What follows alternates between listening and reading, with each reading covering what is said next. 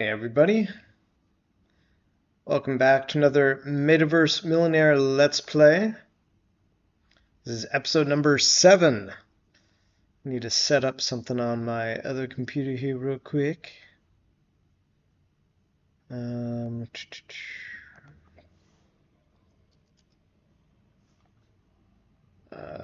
Yeah, that's what we call that thing. Empty.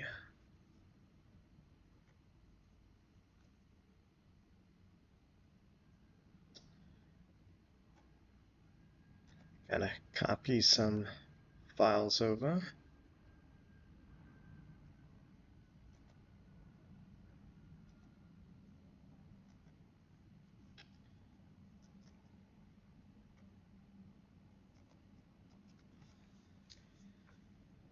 All right.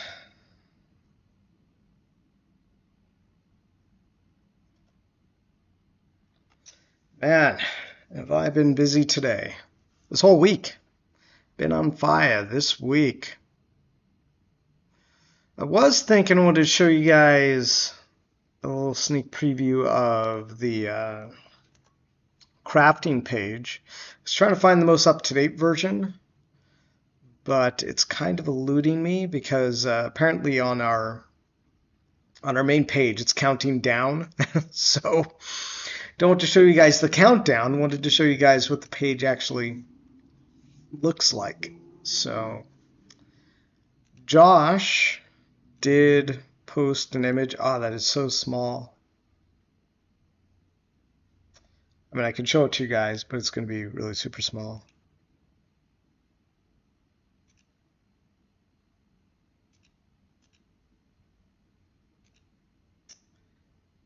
Right, let's do this.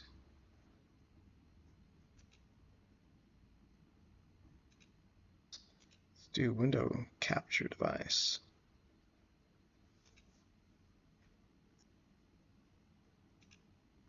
Yeah, so this is really super tiny.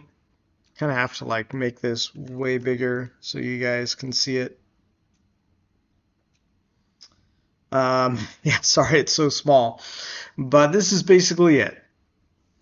There's a couple things not updated, like the raffle ticket and the play castles button's been updated, but the ads on FD Block's gonna go run right up in there. It's gonna be pretty cool. It's gonna be pretty cool. All right, let's go ahead, cancel out of this. So today we're gonna play some Satisfactory. How do I get rid of this? All right.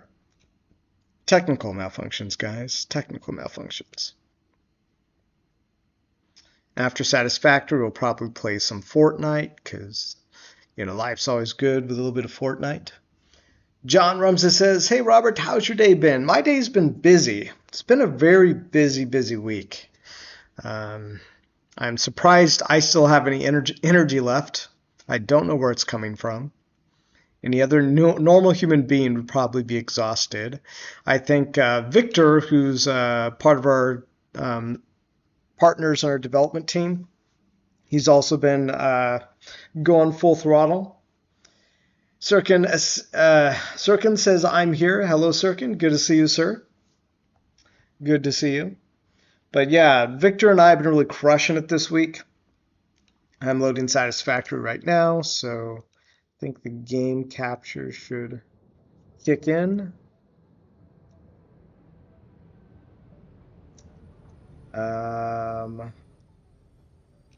You guys can't see it yet, though. Anybody here ever played Satisfactory? It is extremely awesome. Such a cool game. And it really gets my little base building fix. You want to build a base? Go play Satisfactory.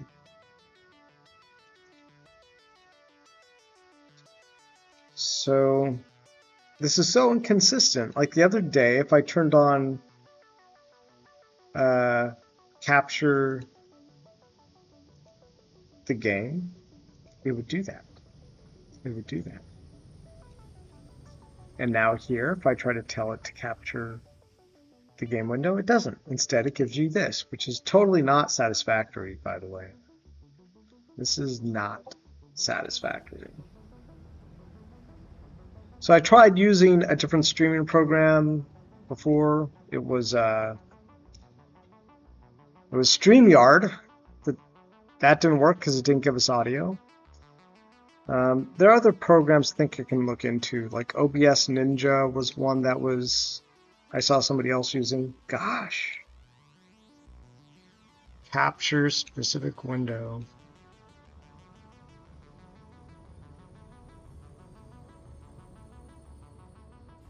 There it is.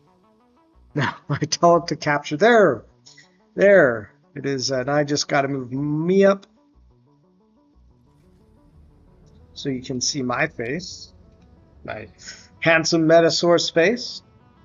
John says he hasn't. He's looking forward to seeing it. I think, John, you will love this game. If you like building things, you will love this game. And I not only love building things, I love automating things. Obviously, I am a CEO of my own company, and I have my business partner Josh and I run together, and so I love basically, automating things. Hire someone to build the website, hire someone to make smart contracts, hire someone to make art, and then as we get bigger, we hire managers to manage all those things that myself and Josh are mostly managing, and Victor are managing right now, and then we continue building upwards, and we automate things. And in fact, if you look at the design of Castles, it is basically satisfactory in disguise. Kind of. The same with Factorio. Like, the game of Castles is kind of satisfactory in Factorio, which I played before, in disguise. And you might say, well, how is that possible? And the reason is because all of you guys are minting your assets, you're minting your lands, you're earning your M source, and then you're going to go and you're going to create lumberjacks, and then you're going to go create carpenters, and you're going to create wonder bounties, and eventually manually craft lands. And it's like a giant factory. Everybody's clicking the buttons to make the assets, to merge the things, to play the game, to generate the assets, and we grow. We grow the Castle Factory. So this is it. Non-official announcement, but we're changing the name. We're changing Castles to Castle Factory. Right? Just like, no, we're not, but it'd be kind of funny, wouldn't it? All right. Let's go ahead, get into the game.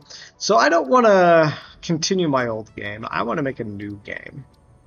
So I've done this grass fields. This is where I did my first game. I did Rocky Desert. I got basically the similar place here and here. So this says ideal for first-time pioneers. This one says good, suitable for first-time pioneers. Northern Forest. I've not done Northern Forest. It says a lush building location with many height differences and few open areas. Challenging conventional building and planning methods. Despite these challenges, it caught our eye due to richness of resources. So this sounds like it might be a bit of a pain to kind of build. But I kind of find that hard to believe because in Satisfactory you can just build upwards. And not advanced. Let's do this one. Let's do the Northern Forest. And let's name it Stream Game. All right, guys, here we go. We're going to play Satisfactory, and we're going to build a giant 3D factory. We're going to automate all the things.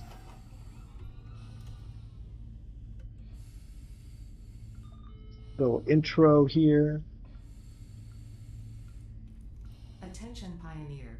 The following instructional video is a summary of your impending duties as an exoplanetary pioneer for Fixit Incorporated. Can you guys hear this? Because I turned the sound down pretty low. Pioneers have 3 cyclical assigned pillars of work to ultimately accomplish project assembly. I mean, we're not going to watch this because I already... Oh, can I not skip this? Do I have to actually watch this? I already know what you're going to say. Explore, gather minerals, build a factory, automate. I know. Be sure to report any unusual discoveries to R&D for analysis. Come on, lady. Let me go. Just spit me out of the pod already. You can see my hands here, so I'm inside of like a pod that's going to drop me onto the planet. That's it. Get to work and be effective. Get to work and be effective. I like it. Imminent. Please remain seated during full procedure. Do I have a choice? I don't think I have a choice to be seated, guys. I'm kind of locked into my seat. Planetfall procedure initialized.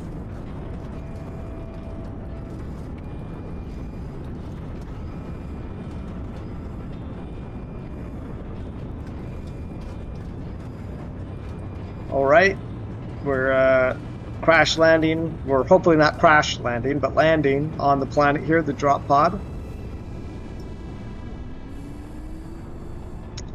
And a couple of moments, we're going to be here. Here we go.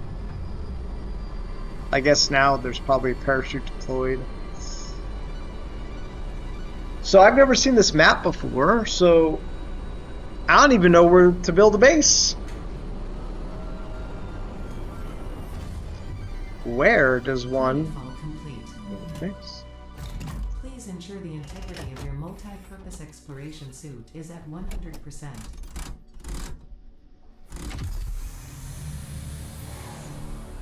Remember, efficiency first.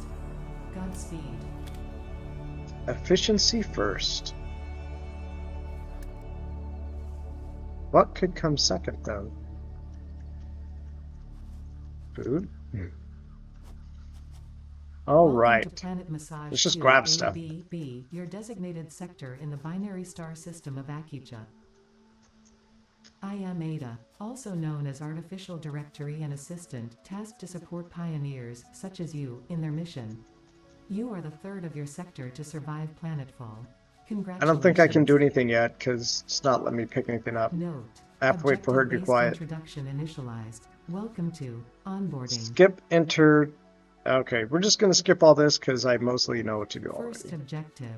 Please dismantle the drop pod. The resulting materials will be repurposed to construct a habitat. I almost forgot about that part. Base, from now on referred to as the hub.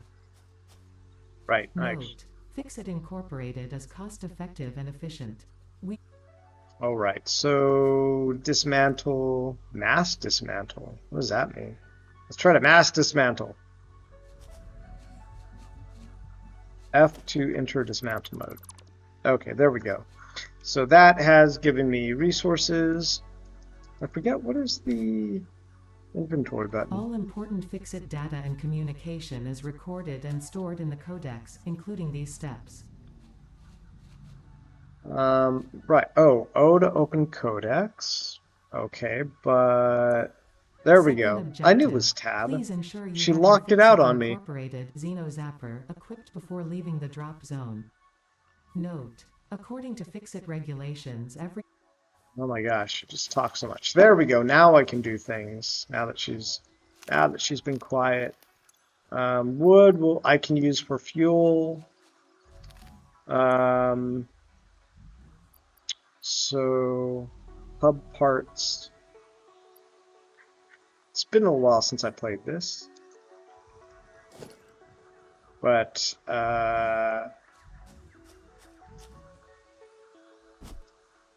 what I should do is find a little place where there's ore.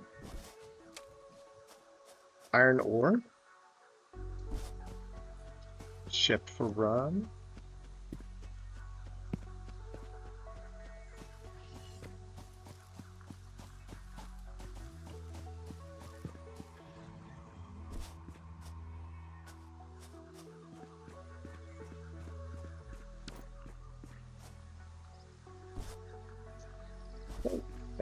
Tabbed up in inventory with instructions how to use inventory listed on the below menu.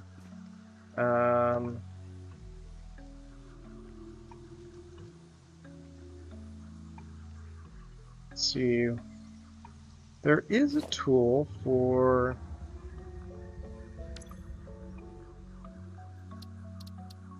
finding resources. I don't know if it's available to me yet. Let's even go to options, go to key bindings. Ping, no.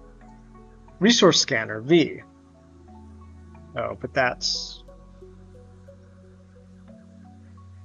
toggle. Oh, toggle recording in vehicle. So I think the resource scanner I just don't have yet. I have to unlock that. So that means that I'm going to have to go find some iron ore. In the meantime, get some berries so I can eat food. But yeah, just gotta go find some resources, guys.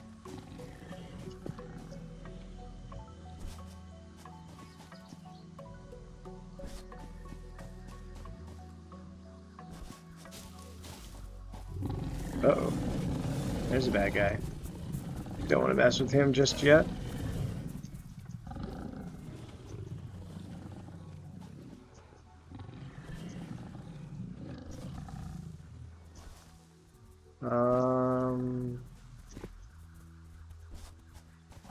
Wow, they're really going to make me search for the resources, aren't they? Wherever they are. Uh-oh. You're not... Oh, come on. Alright, here we go. Third objective. Please familiarize yourself with the resource scanner to find These iron. guys like to charge you, so you gotta wait for them to charge, and then hit them. For all future objectives. Of course, now he runs away. Of course he runs away. I'm hurt a little bit, but these berries...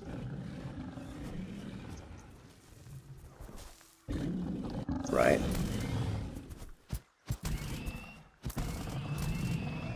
There we go. He drops a carapace. Oh, is there another one? Oh, no. Oh, yeah, there's just the one. Okay. So I can eat some of these berries. Get my health back. No more berries. That was it. So, we're still looking for... Here we go. Oh, hi. Pet lizard doggo. He's cute. Harmless. I like harmless creatures. Oh, V. Okay, now it lets me scan for nodes. I don't know why I didn't just do that from the beginning. So, first nodes that I can see over here. 384.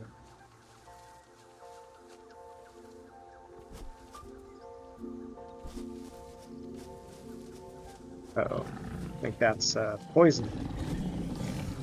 Uh-oh, there's another dude. This is a nice little position. Am I stuck?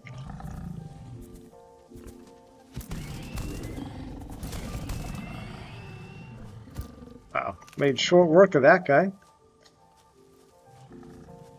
Hold E to gather resources. That's right. I remember that now. Uh-oh. There's a bad guy. Over here. Over here is where the nodes are. Huh. Well, if he's not going to attack me, then I'm not going to attack him. That's just fine. Live and let live, guys. Live and let live.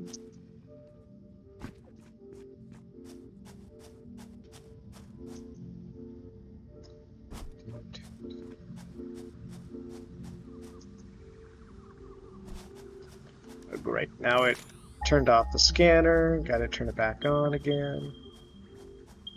Here we go. There's a lot of ore over here. Oh yeah, this is a great place to build. Some copper. Ooh. Uh-oh. Ooh. Nice. Pick that up.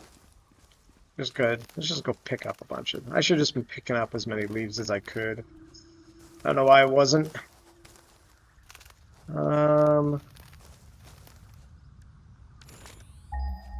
This is nice, actually. There's water right here, really? That's good. Last map, I had to run like a million miles to go get some of my water. But over here, 241, 99 meters, 67 meters, 197. Gosh, there's like a ton of resources around here. And this is limestone. Yeah, they weren't kidding. Like, there's a lot of resources around here. 64 meters.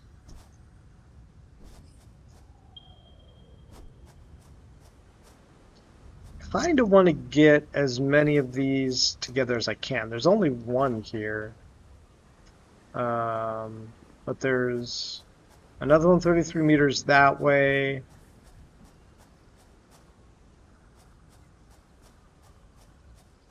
Let's go over here first, because maybe this is better. There are 2 iron ore deposits right next to each other. Kind of like that. I think we should start over here, guys.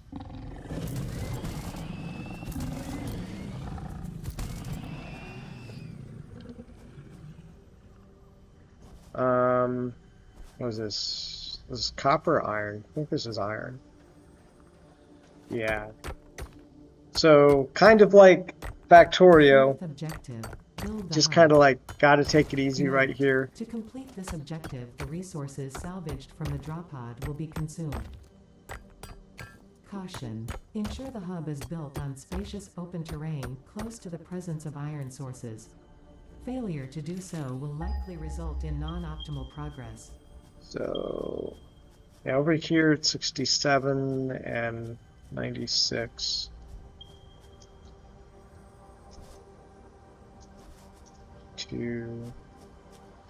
So right over here is also iron ore, and 50 meters away is also iron ore. So if I go ahead and I get these things, where do I put the hub? Should probably put the hub like right over here somewhere.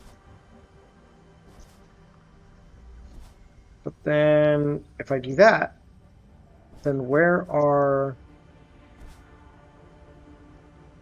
all this ore gonna get smelted? I'm gonna probably just have it get smelted right above the hub.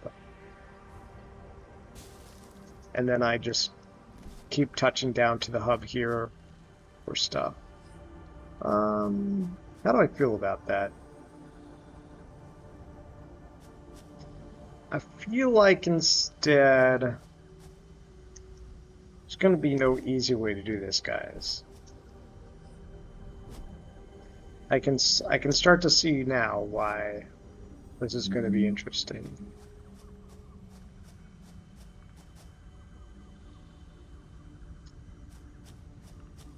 I think what I should do is I should just put the hub like right over here somewhere.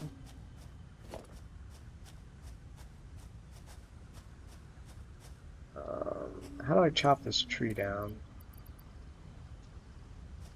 I don't know if I can.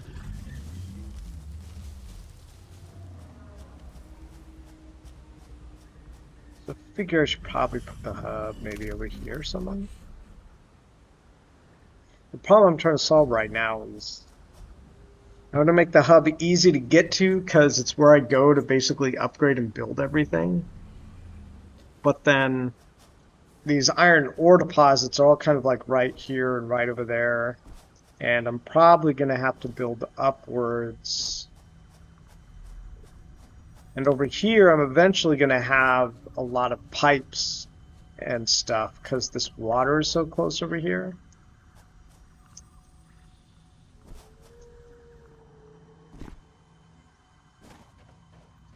And like all the pipes and stuff just take up so much space. Like really, like all the pipes and things, just like you gotta be prepared to use a lot of space for pipes.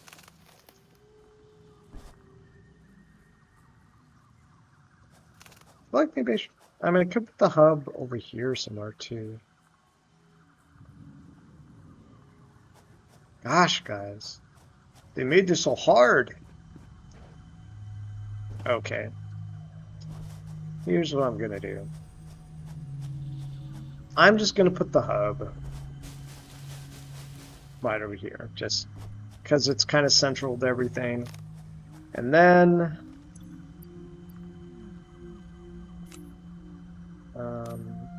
did I build the hub again?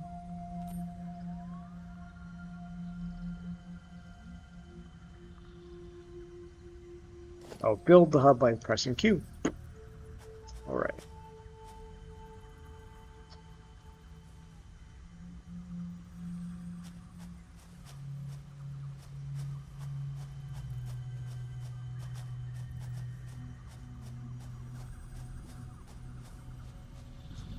So don't want to take up the real estate by the water.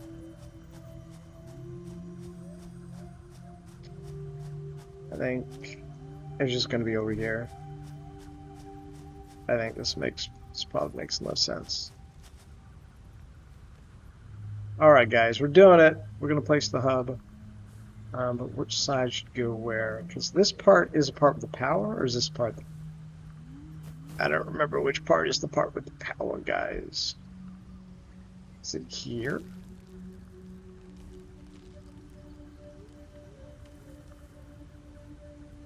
One of these sides allows you to put in the power.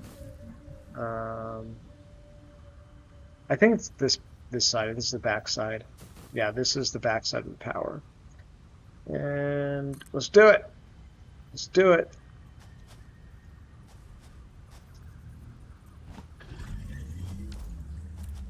Congratulations, you have unlocked Hub Feature Manual Craft Bench. Hub Feature Hub Terminal. Oh, what? Objective, complete Hub Upgrade 1. Note, the Craft Bench and Hub Terminal are essential for progression to the next objective. Oh, this is new.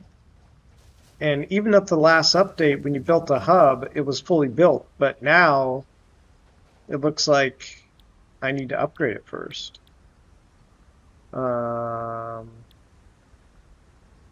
Okay, so what do I need to do? It's just 10 iron rods, that's it. That's easy. So 1, 2, oh. All right. Here we go. So we've got our hub, and our hub basically gives us a crafting bench where we can then do this stuff. So currently building. Can't afford. Oh, well. Select milestone. Upgrade hub.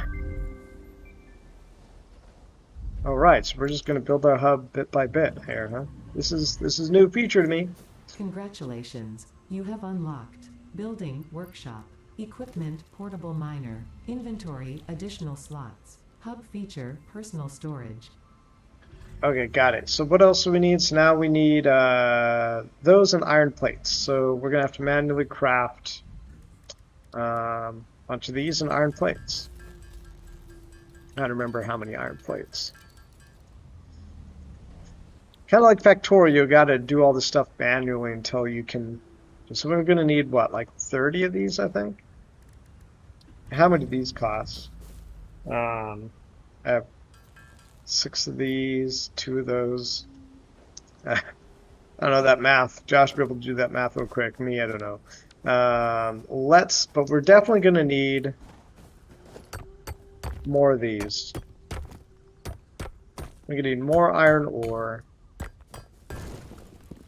And I think, oh, it doesn't automatically give us an auto drill.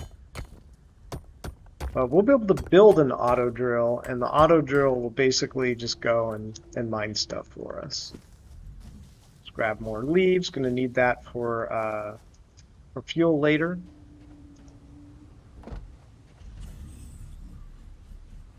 Debbie Metal, good to see you, Debbie Metal. Thank you for joining our official customer support. Let's see, Alchemist. Hey, just joined in. Hey, just joined in. Is a P2E game? This is not play to earn actually yet. One day I hope to make games like this, play to earn. Because this is one of those games where I could play this all day. I could play this game all day if I didn't have a company to run. This is one of those games where I was playing it for like 80 hours and I was like, you know what? I wish this could be my full-time job. It's just playing this game because I really enjoy it. And so my goal is that one day you will be able to play these games like this and earn tokens that are worth valuable monies. That's why I built this company. So not yet, but one day. That's my goal. So all we need to do is craft a couple of these iron rods. And we already got enough iron plates. We just need to make 20 of these and we'll be able to upgrade this. And eventually we'll get like factories and things that will actually produce all this stuff for us. But for now, I got to do it by hand. Heavy Metal is asking what game this is. This is called Satisfactory. This is one of my all-time favorite games. You have unlocked Hub feature, Biomass Burner, Scanner feature, Copper, New Buildings and Recipes, which can be found in the Build menu and Craft bench respectively. So, 7th objective, complete Hub Upgrade 3. Note, connect buildings to a biomass burner for power. Note, buildings such as the smelter require a recipe to be advice. I know all of this stuff she's saying. This is my biomass burner. I can throw leaves in here to supply me power. And now we're going to start getting into the automated part of the game. So why can't I... Can I not... So here's a constructor, but do I still have to... Active milestone, no selected milestone. So here I got the portable miner, and I got inventory slots. Here I got all these things. So I can get a portable miner. So how do I build the portable miner? I guess I have to build a crafting bench.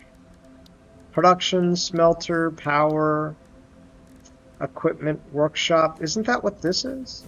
Oh, this is the craft bench.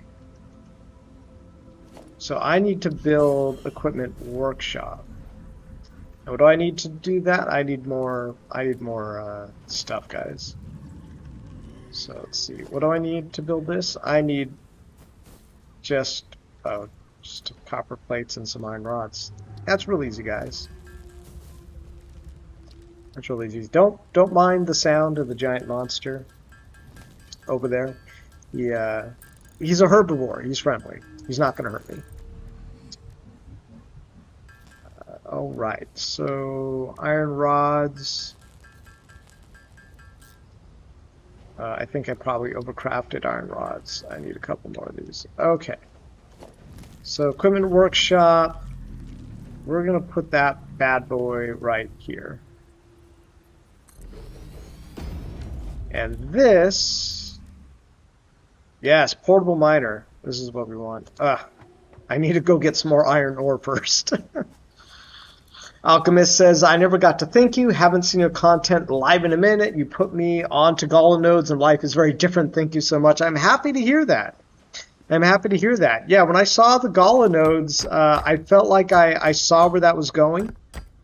And, you know, really all theory back at the time. And I was pretty passionate about it. But I'm very happy to hear, Alchemist, that turned out well for you. I'm very happy to hear that. And go check out our game Castles at metasourcecards.com if you've not yet. It is really taken off. Yeah, people really like it. We're scaling up the company to make the game bigger and better. Really cool things happening. I'm like literally becoming a tech CEO now. It took some time. For a long time, it was just a dream. One day, I'm going to build the biggest blockchain gaming company in the world. But it's all coming true. We have a killer team. And we're just making some awesome stuff. And yeah, we're just building up the team now. It's pretty cool.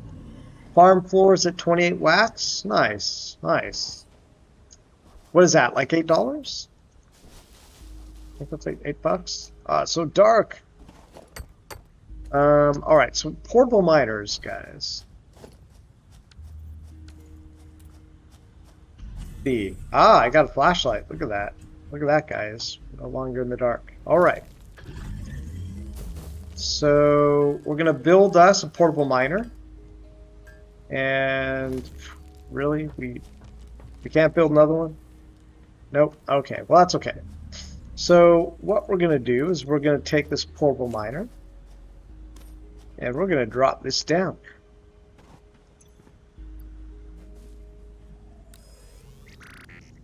All right. So all we gotta do is put this right here. And check this out. It's like a transformer. Uh-oh. Just lost my light, guys. Just lost my light.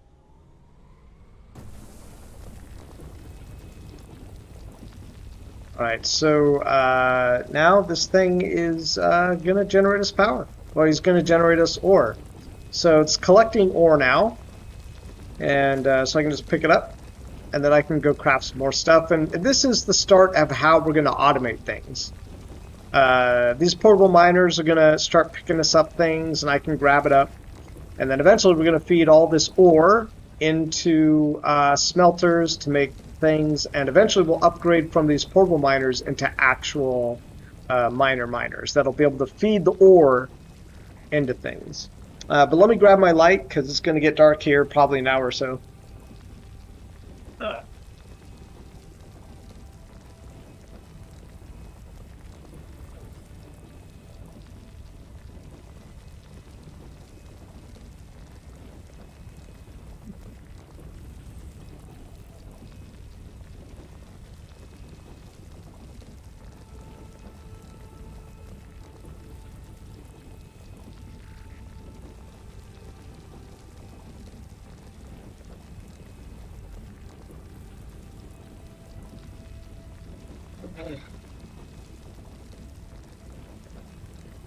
Let's see, Debbie Metal says 773 currently.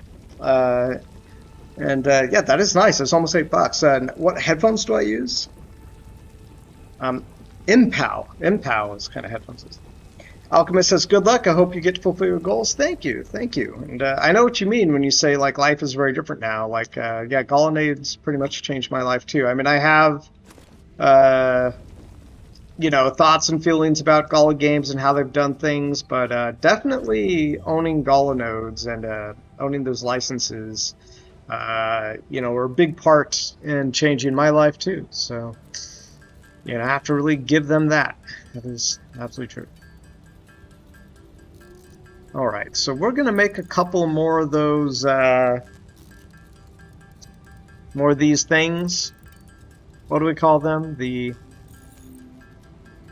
portable miners. We're going to drop them down in a couple places.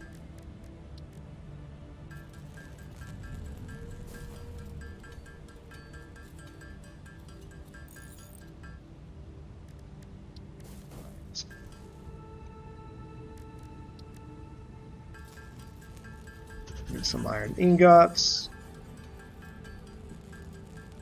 Some more iron plates.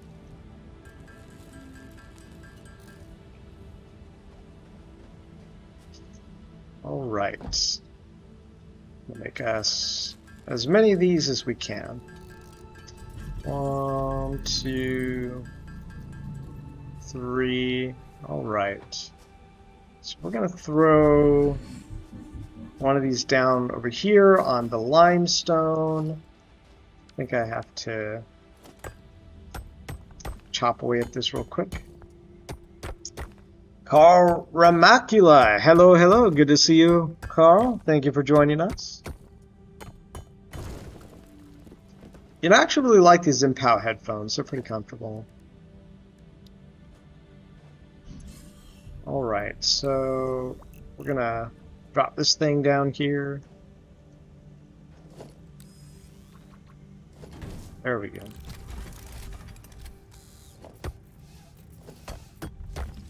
Maybe just grab some more limestone while we're at it. This is limestone we use to make concrete, and it's used to make a lot of buildings and stuff like that.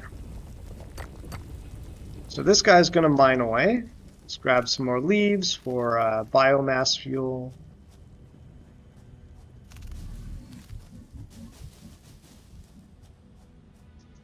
And this thing has finished. So the problem with the portable miners is that they can only hold so much iron ore. So we can grab this iron ore. See, John Ramsey says, Robert got me into Gala. Gala Profits got me into Farmers World. I had a good time. Farmers World Profits funded 49 limited edition packs. So thank you, Robert. Wowza. And 49 edition limited edition packs. Now those, how many barons and castles now? It's just loving it. Just it's like this feedback loop, right? Carl says, greetings to our King Robert. Thank you, my liege. Thank you.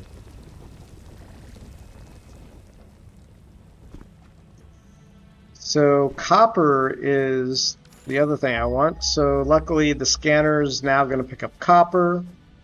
There's copper 125 meters away. It's not terrible.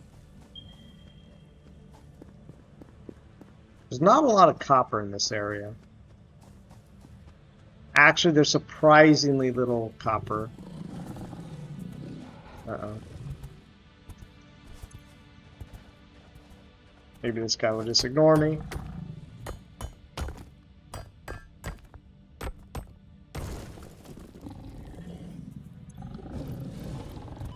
Oh, guess not. Alright, so we're going to drop down this portable miner. And then I need to put this in a hotkey because I keep doing it the old-fashioned way. Where are you going, bro? Oh, wow, he's sneaky. He's sneaky. Right, give me that carapace. I mean, one thing that you guys might not know is I really hate violent games. I used to play a lot of violent games when I was younger, and I don't know, now like when I kill another human being in a game, it doesn't rub me the right way. Or I used to play like Conan, and even a little bit of, what's that other one, Valheim, and I just don't like killing the creatures and stuff. Like, this feels so bad, man. It feels so bad. Alright. But I try to ignore it when I have to kill creatures in games like this. Just remember they're not real, they're fake. And it helps when they're really robotic, like the bad guys in this game are very robotic. At least those little guys keep charging me. Like, they're basically like little Pac-Man, they're so predictable. Let's see, Soul Range says, how much you earned today? So, do you pick coins? What do you mean? Do I pick coins in this game? This is not a play to earn game, actually. This is just Factorio, which is a single player game. I think it's multiplayer mode. Actually, I've never played multiplayer mode with anybody before, but it'd be interesting too. John says, Robert, this project is going so well, I fear I may have to open a life insurance policy on me. I don't know. What do you mean by that? Open a life insurance policy on me in case I die. Then what happens to the project? Well, you got Josh, you got Victor, and I basically mapped out, how the rest of the game should go for the next, expansion. So you got some time there. So I can make some more iron rods, and that will allow us to upgrade. So we just need 20 iron rods and we can upgrade our hub again. So let's do that. Let's do that. Yeah, I feel really good about how Castles is going. I always knew the gameplay would be fun, but I am actually surprised how many people come in and say how much fun they have with the game. And I sometimes think that part of the fun they're having is looking at what's coming to with the future stuff, and that's part of the fun. It's like seeing what's going to happen with the crafting event and preparing for that, And even Josh today, he was like, "Should we increase the cost of the the courthouse bounty?" And I was like, "Well, we already told people it's going to take them. We already told people it's going to take them a week and a half earning with both a carpenter and with a a carpenter and a lumberjack. So let's just keep it consistent. Let's just do what we said." And he's like, "Well, I'm afraid that like there's not going to be enough burning for the fine wood." And I was like, "But like immediately after the Royal Courthouse is released is when we're going to open up the manual land crafting. So there's going to be no problem with burning fine wood." And he was all like, "Oh, right." I'm like, "Yeah, we thought about this. Like we thought ahead." And you know, I think because of Apex and them getting the smart contracts done very quickly, it allows us to build the game out pretty fast too. Like really cannot say enough good things about Apex. Victor really works really hard for the company and as our partners to get everything out there. And like I don't even know how many hours he worked this week, but I think it was like a ridiculous amount. He worked, I think, almost as much as I do or more. And you know, he does own his own company too. And you know, it's really great to see, right? It's really great to have a partner like Victor and a partner like Josh who give, you know, 200%. Congratulations, you have unlocked scanner feature Limestone. New buildings and recipes, which can be found in the I know, lady. I know all this lady. She keeps talking. I already know these things. Let's see. John Rumses says, "Keep yourself healthy, my friend." Hey, I went for about maybe 3 hours of walks this week, which is pretty good. Much better than the week before because I was killing myself working. So I'm getting some exercise, that's for sure. I'm losing weight too, as I'm on a new diet. I'm on the keto diet. Top Tendy says, "Yes, planning for the crafting and speculating the resource values, etc." Yeah, people really seem to be enjoying that, Top Tendy. And the courthouse bounty idea is sick. Thank you. Yeah, I love it. I was thinking, like, you know, I wish someone would do this for me, for another, you know, for any other blockchain game that's out there. Like, I wish they were this generous.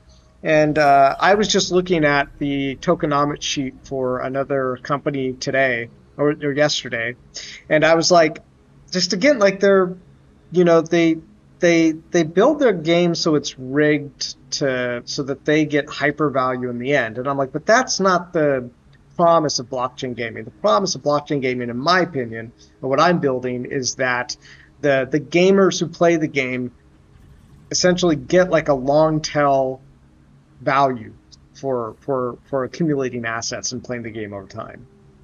And I think, you know, the Royal Courthouse bounty and the Royal Seals combined really encapsulate that mission.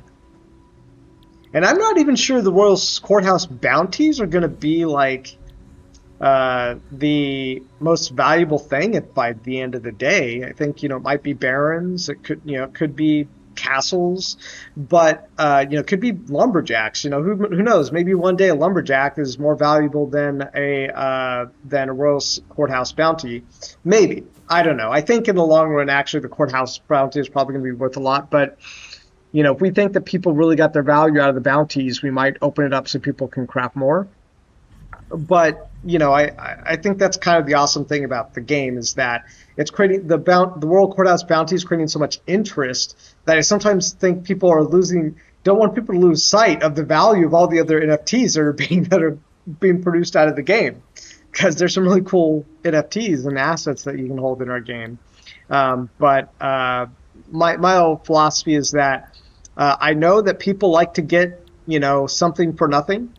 And that's really what the Royal Courthouse bounty does. It allows you to get, you know, something for nothing. And it's fine. I'm not saying it as like a negative or a judgment. But it's kind of the same thing like stock dividends. But what we're doing is way, way better than stock dividends. You know, if you look at someone like Bobby Kotick, who owns, you know, who not owns, but ran Blizzard Entertainment, like those guys who made Blizzard Entertainment, like obscenely rich. Obscenely rich. Bobby Kotick, who I think was like president of Blizzard Activision for years, I think he still is president of Blizzard Activision.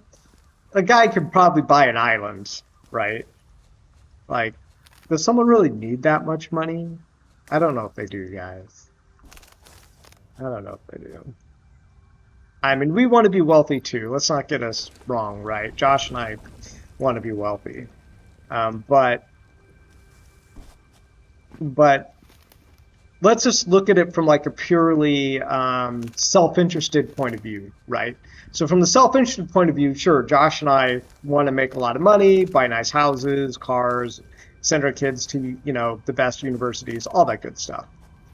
So it's in our best interest to build a company that makes a lot of money. In order to do that, well, it's hard for someone like Josh and I, my business partner, to compete with the likes of Blizzard Entertainment. Why? Because they've already got like the best massively multiplayer RPG. They have, you know, other properties. They have tons of money. They can really, you know, do whatever the heck they want. But so how does someone like Josh and I compete? Well, we give something gamers that they've never had before. And what does that look like? Well, that looks like these gaming assets that we're able to provide you that generate you a bunch of value. And we do things that Blizzard Entertainment would never do, at least until they get forced to do it, because companies like ours get so big and they're like, gosh, these guys are like taking a huge part of our market share. What do? Do we just do what they're doing now? Because, you know, it's the only way we can compete. So that is really the end goal there is to just build Metasource Games into being a multi-trillion-dollar company. Technically, our name of our company is still Trusardi Game Studios, but we do want to change the name of it to officially Metasource Games as a company. For now, it's just like the name of the platform.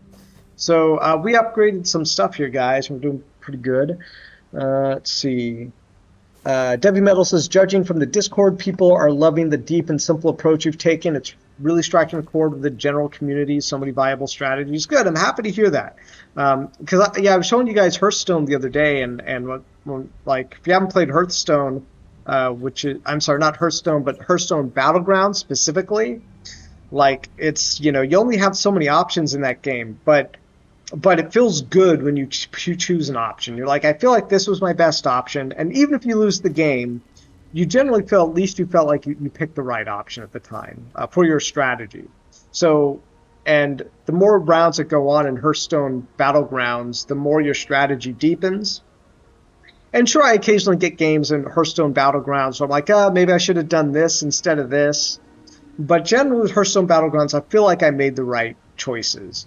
And if I get screwed anywhere, it was usually on the RNG or somebody else in the pools who were competing with the same heroes. In fact, I would say in Hearthstone Battlegrounds, I feel like 80% of the time that I lose, it's because someone else was choosing the same cards that I wanted in the pool. And in that case, it's more about what's the other guy doing? What's the game theory behind what's the other guy doing? And are you able to pick up on that soon enough? But and hopefully Castles gives you that same feeling where sure you made some choices, but in the end you're happy with the choices you made and where it got you.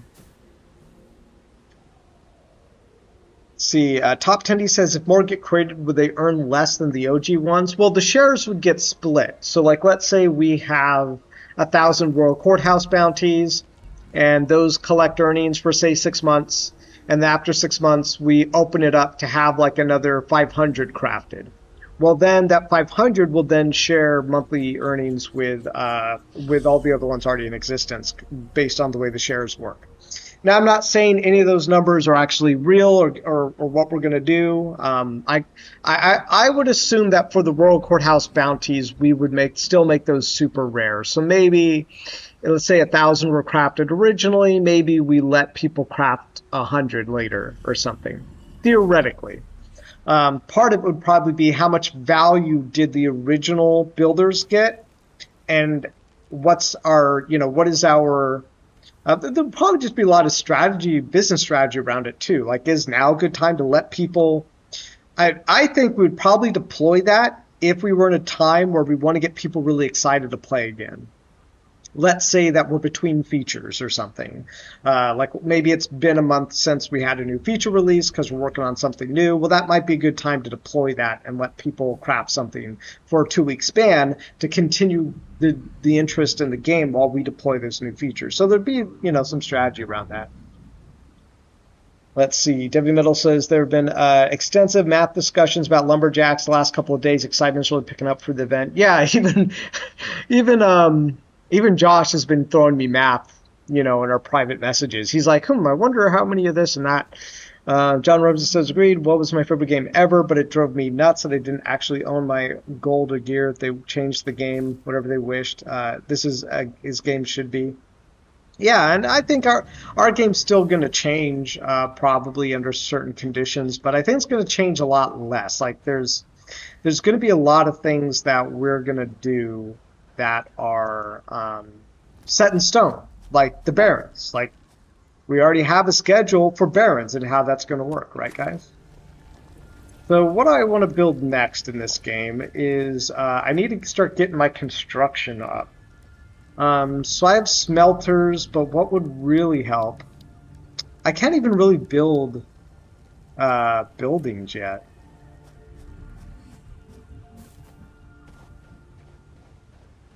So if I hooked up constructor, I could probably start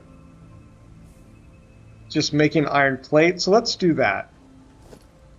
First thing first, let's get a smelter up. Oh, I need more iron poles. But once I get a smelter up, that's going to be much better for getting iron poles. Or iron rods, not poles, iron rods.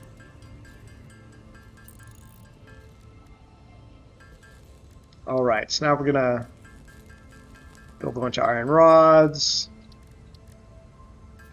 Let's make some more of these. So I think I'm going to need some more iron plates.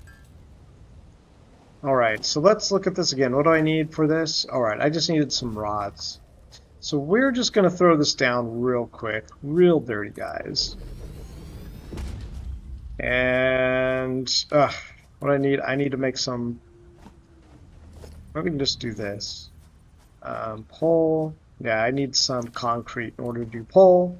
Luckily, we picked up some limestone, guys, so we can make some concrete.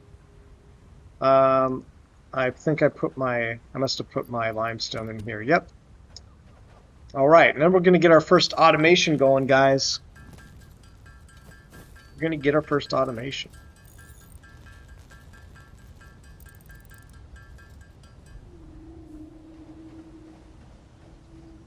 And our artist today, he sent me some examples of power line.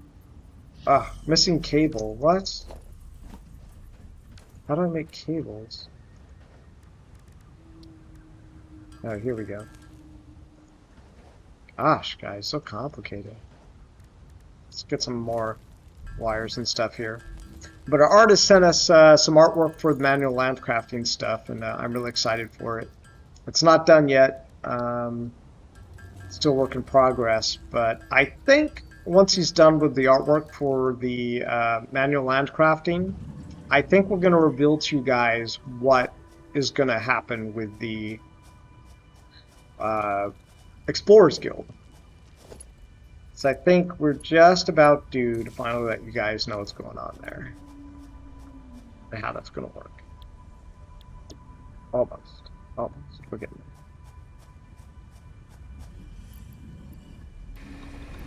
But everybody's going full tilt, guys. We're going full tilt.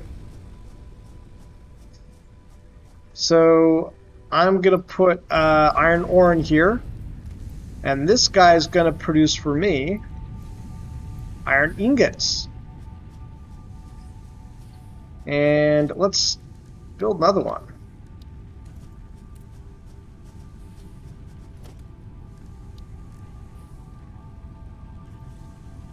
if I had a constructor, gosh, all the stuff I have to manufacture manually by hand. Such a drag, guys. Can't wait till I get my full automation up and running. And then I'll have these, Top 10D says spill it now. I'll say this. I'll say that I'm surprised nobody's figured out. When we keep talking about how we're going to do manual landcrafting, I'm surprised nobody's figured it out yet. Like, it's not rocket science, guys. It's not rocket science. I think if someone just stopped and stared at a ceiling and thought about it for a second, they'd probably get an idea of what we're going to do.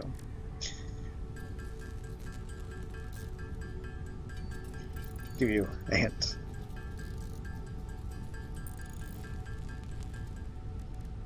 Alright, so cables.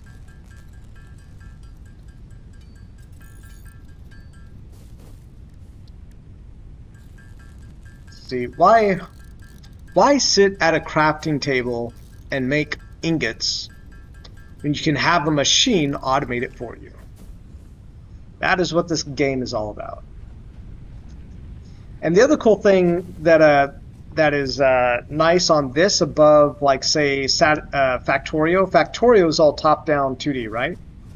This is 3D, which means that I can build in a vertical space, and that's what this game does really well. And why I kind of like it more than Factorio is because there are way more possibilities. I need concrete, guys. I need concrete. Just never have enough, guys. Never have enough of what I need. Concrete. Relevant items, it says 20. What? Oh no, it's not concrete. I need those plates. Oh, I think those plates can only be made in a... Here, let's look at this. Parts, reinforced iron plate.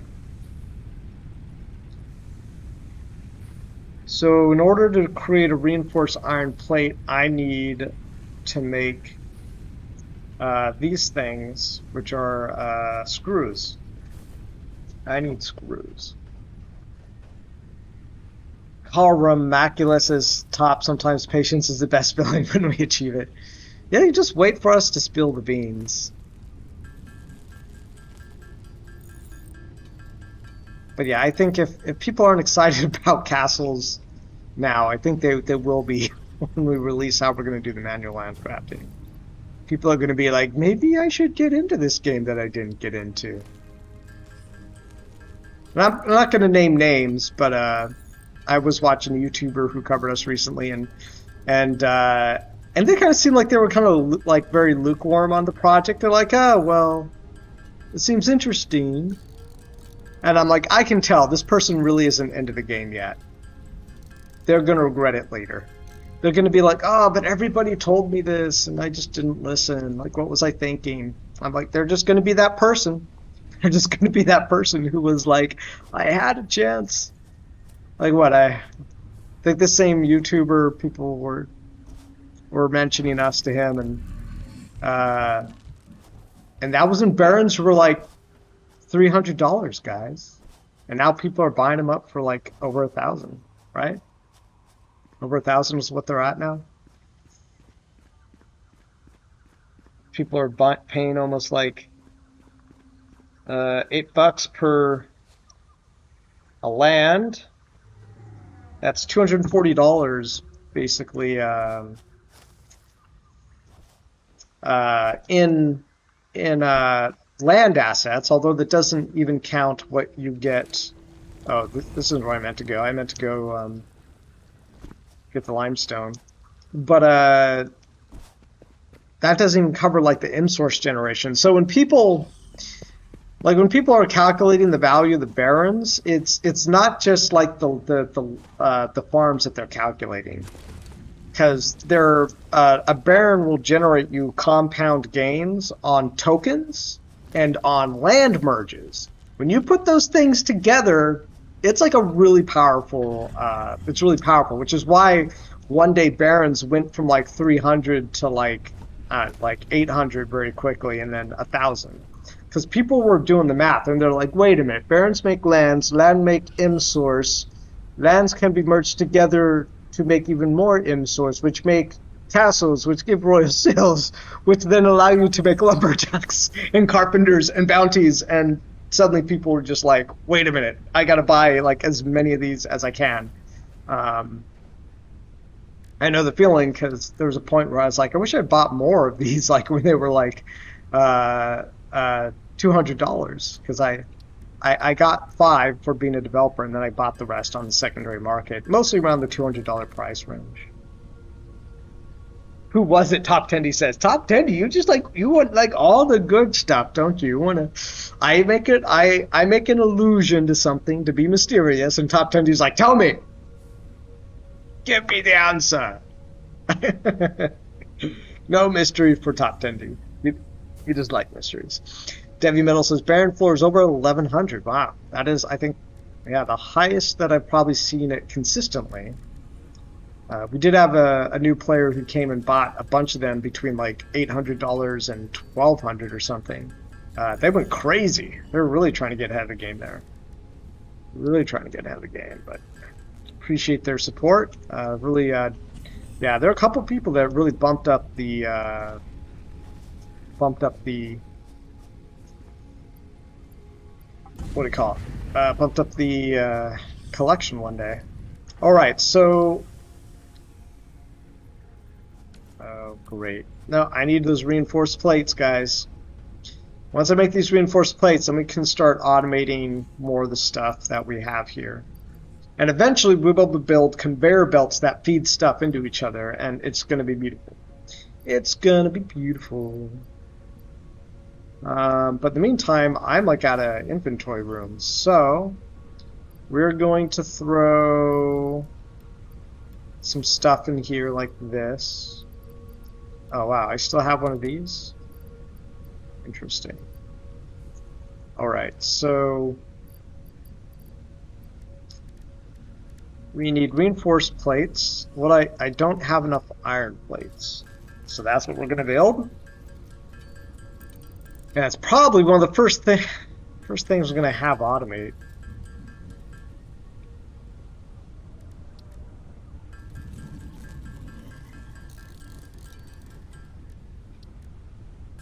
I'm gonna automate. Whoops, that was a mistake. I wanted to make. We need to make more screws, guys. That's what we need to do. There we go. More screws. Make reinforced iron plates. And eventually, when we build this factory, it's literally going to be pumping out all these things that we're crafting. It's just going to pump out a bunch of them like crazy. So let's go ahead and build the temporary constructor. This isn't going to be here forever. It's just going to be there for a little while, so I kind of don't care where I'm going to place it. Oh, I forgot to fill this this thing up. And so we got power going into this guy. Still got plenty of power.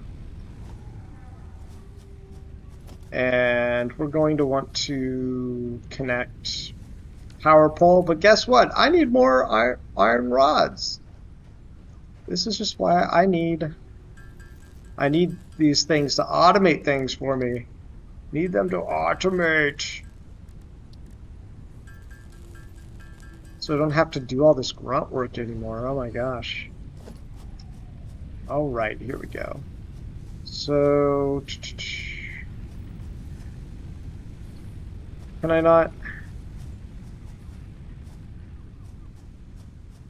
Invalid aim location. What are you talking about?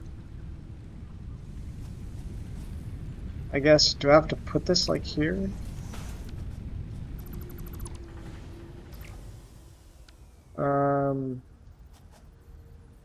Invalid aim location. Oh, you know why? Because it's not a wire. Okay. Here we go. Alright, so now we're going to put that there. We're going to put this here. We're going to have to put another one of these because it's run out of space. Alright. But now, guys, here we go. We're moving up in our automation machine. So, what do we need more? Do we need iron plates or iron rods? I think we need more iron rods, so Let's go ahead, throw a bunch of these iron ingots. So now what's going on is we got these little things pulling up iron ore for us. And when I throw this into the smelter here, it makes for us iron ingots. And we can throw into this constructor iron ingots, and it makes us iron rods. So all of this is still kind of happening with a little bit of manual work. Like I literally have to go and like put this stuff in here, but eventually we'll be able to put these conveyor belts. See this? We'll be able to put like conveyor belts from here into there. To be honest with you, I can do it right now. Actually, I can just go. And I can go and I can put this guy here.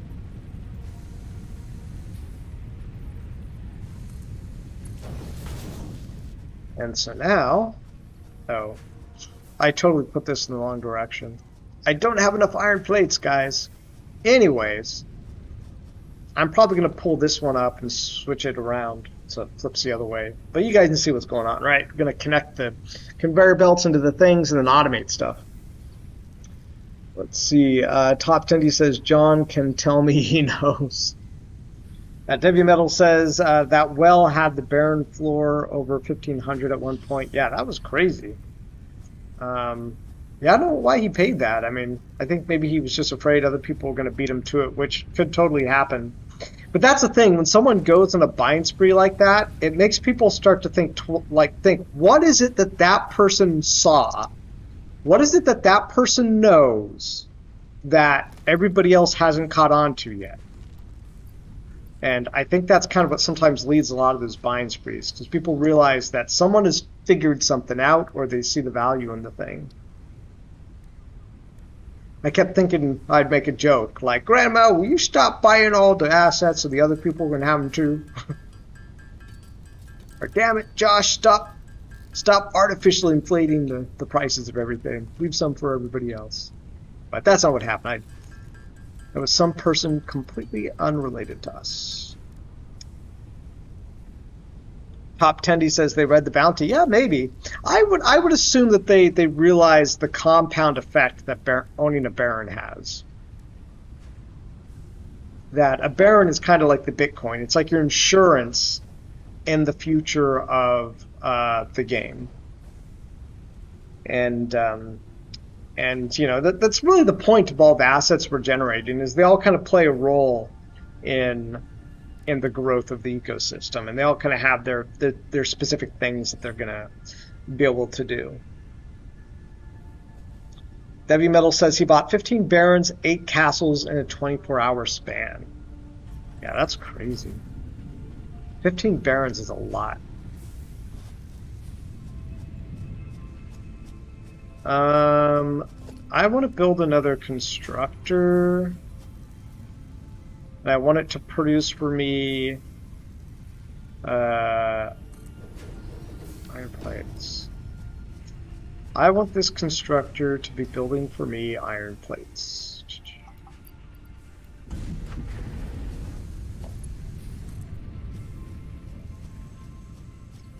And we don't even have enough iron plates yet to do this. So let's go ahead and do this. Let's put these guys in here.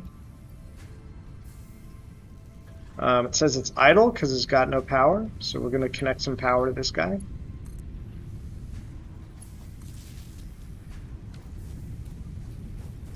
And now we're going to start running out of juice a lot faster, yeah.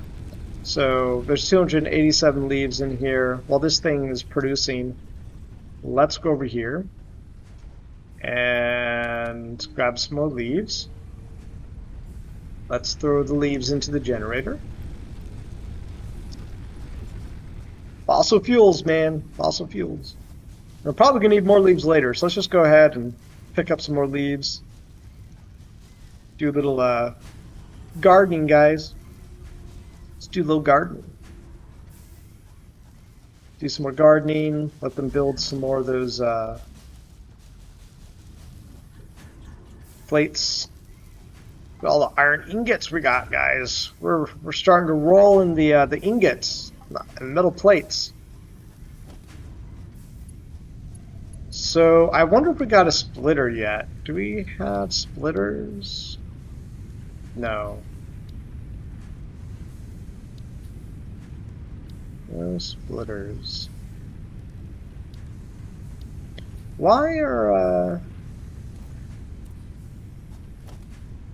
these not? Like, where's the conveyor belts listed?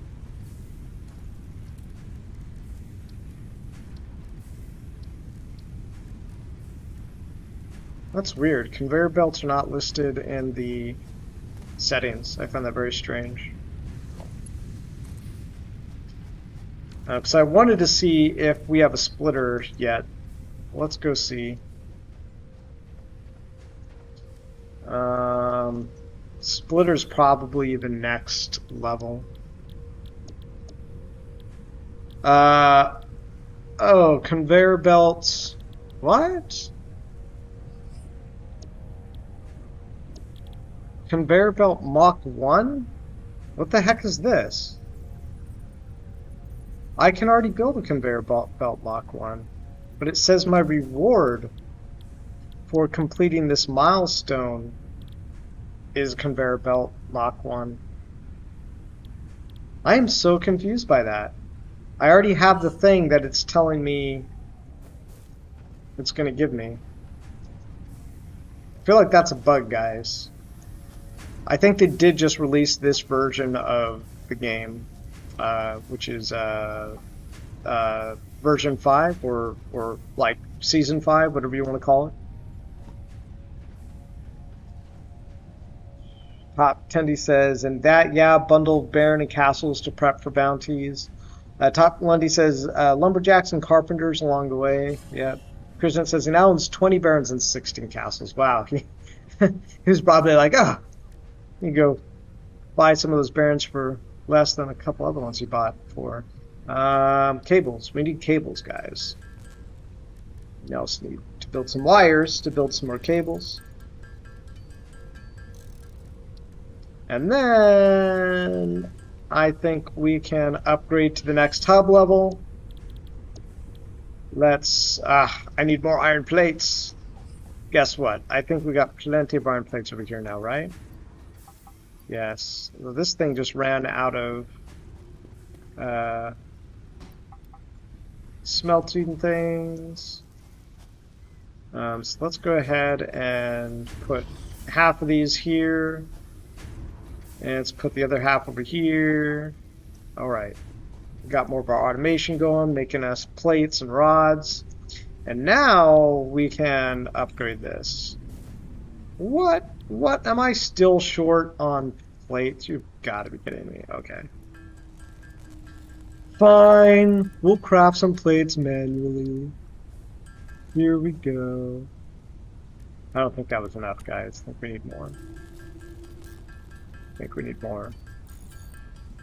Oh, also something really cool is thanks to NRFB Toy Store, who's a community member of ours. There's another company that produces a game called Block Stars on Solana, and they basically run Twitter, and they were like, hey, so what are games with good tokenomics? And Toy Store went and he said us. He's like Metasource Games, and they reached out to us, and they want to talk about tokenomics and game theory with me. So the really cool thing about that is that they're like a really big company. They literally have like some of the biggest financial institutions backing them, like Sequoia, very big venture capital company, and yeah, I think in terms of like where they're at, they're still very new, and actually bought a couple of their assets today.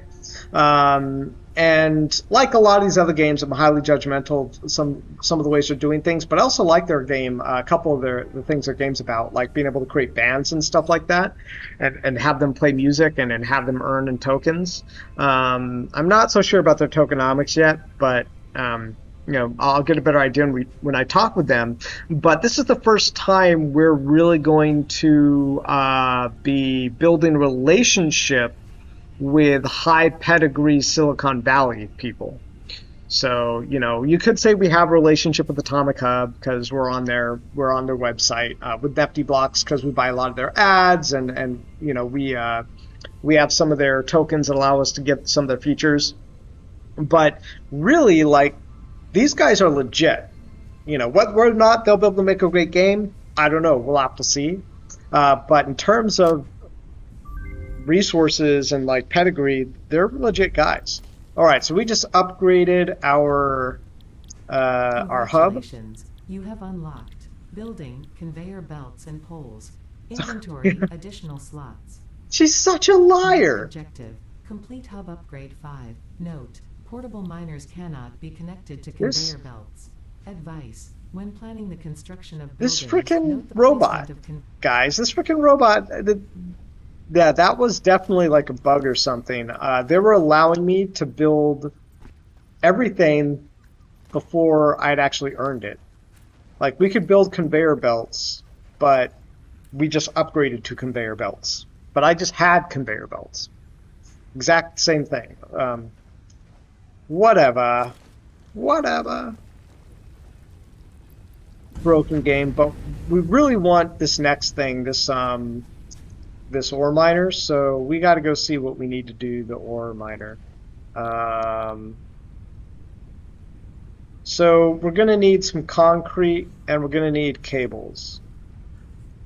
So what we're going to do is we're going to switch this guy off of iron rods, and we're going to change him to selecting concrete, and we're going to throw in our limestone to build this concrete, and then same thing over here. We're going to pull this guy off of iron plates and put him onto let's do wires for now.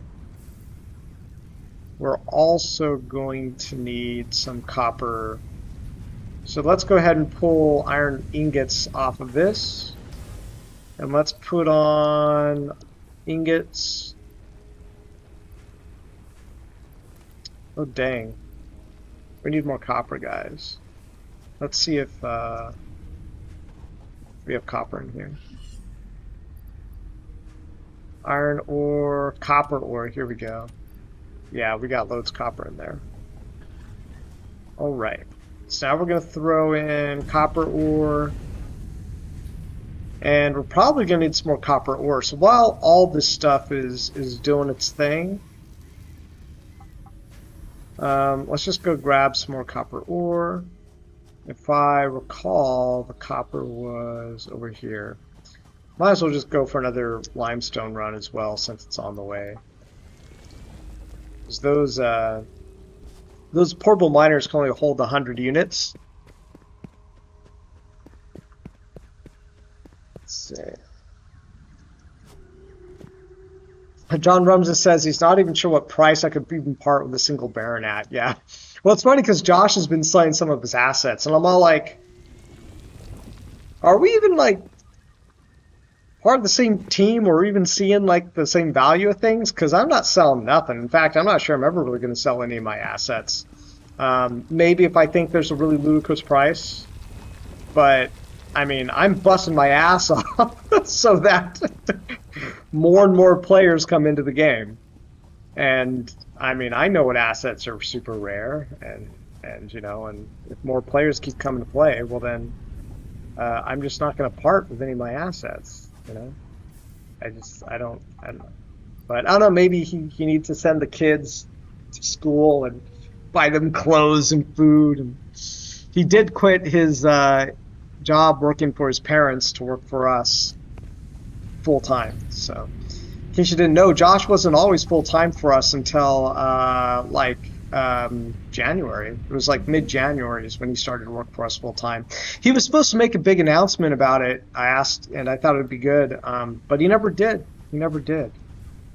But yeah, he's really doing a great job of working on especially like community stuff, promotions, giveaways. I have a interview tomorrow with NFT Gaming TV, I think, on Twitch. So that's going to be happening, I think, around I forget, I think 2 p.m. PST, something like that. It's in our Discord announcements. So here we go. We're going to build cables. Once we build a bunch of cables, we should get pretty close to being able to upgrade to those, to the miners. The miners. This is what we want. We want the miners. I actually need a lot more cables.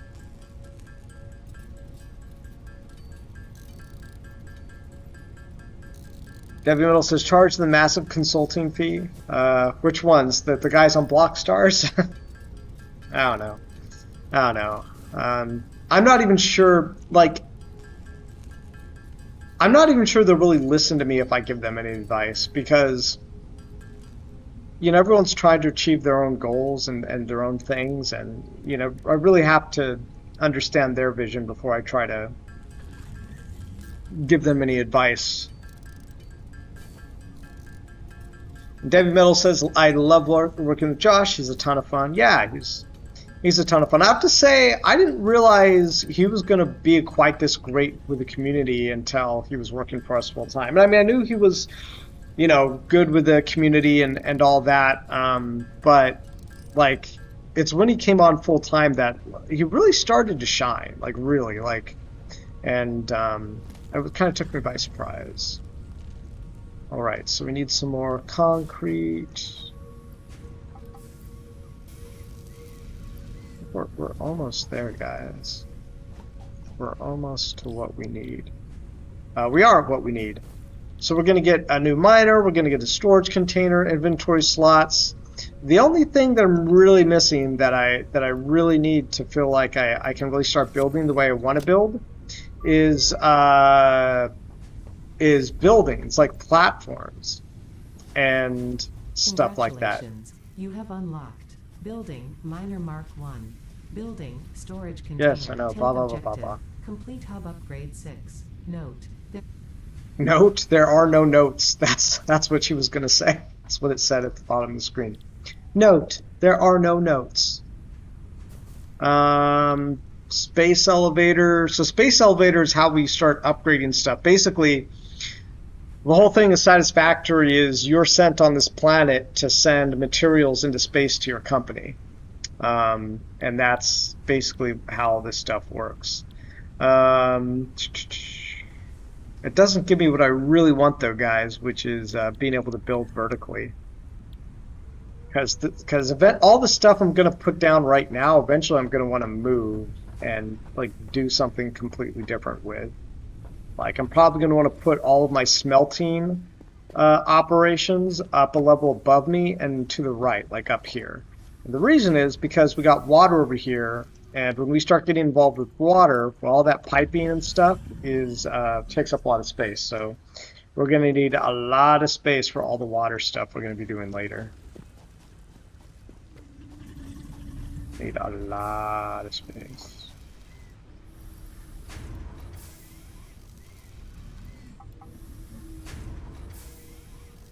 See, Top 10D says, as a player, what's your strategy for castles?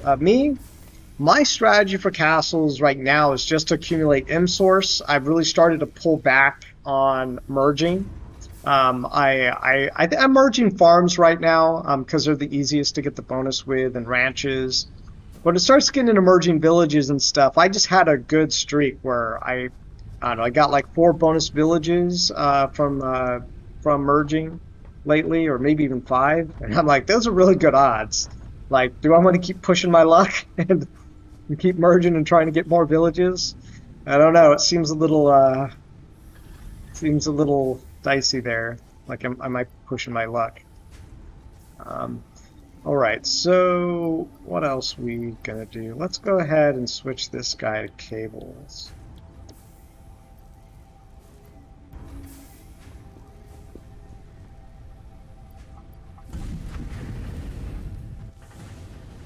So, just happened to just run out of power? Oh no.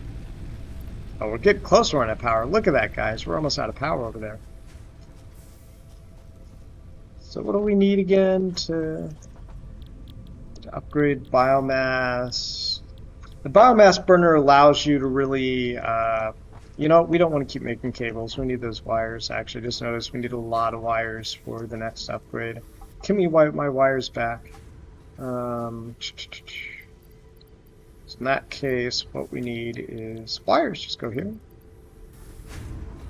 Wires 30 per a minute is not so bad. It's not going to take long.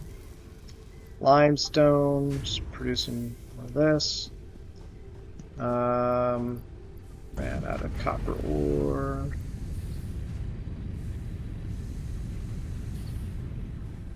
Not sure if we're at the point yet where we need to start recharging our iron ore, copper ore.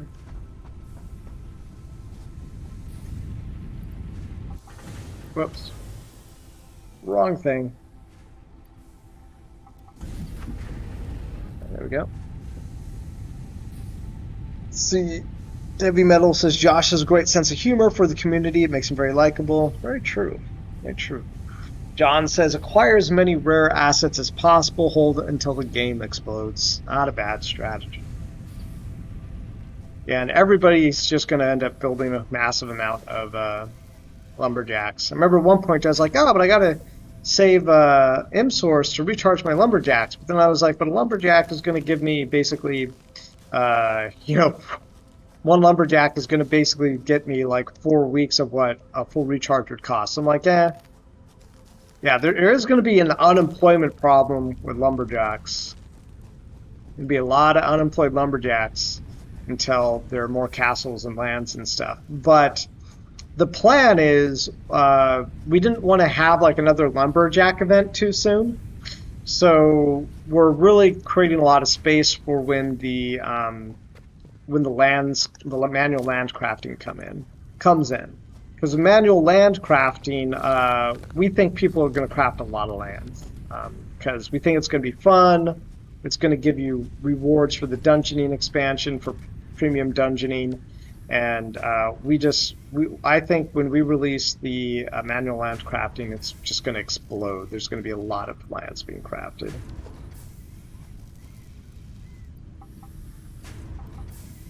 $126.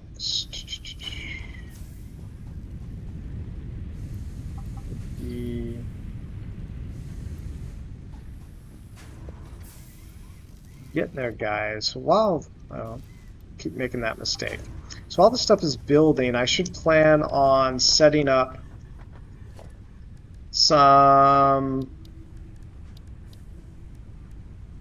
miners. So for miners, I need some more of the portables. So let's craft 1, 2, 3 portables here.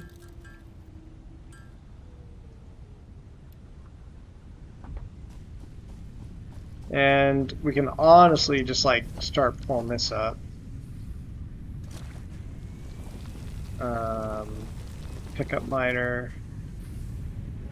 And then we'll just start building up our miners here. So probably going to have it exit over in this direction. So for now, let's go ahead and pull up this stuff. Let's construct us. Here we go, guys. Drum roll, please. We are going to... How do I flip this around? Oh, there we go. We are going to deploy our first Mach 1 miner, everybody. Mach 1 miner. Here we go. Boom, yeah. No more grabbing ore for us. Ore is now going to be pumped right out of this orifice and smacked into a smelter. That's what we're going to do. So a smelter can actually support... I'm sorry, a mining thing can actually support multiple smelters. So this is probably also going to be very temporary.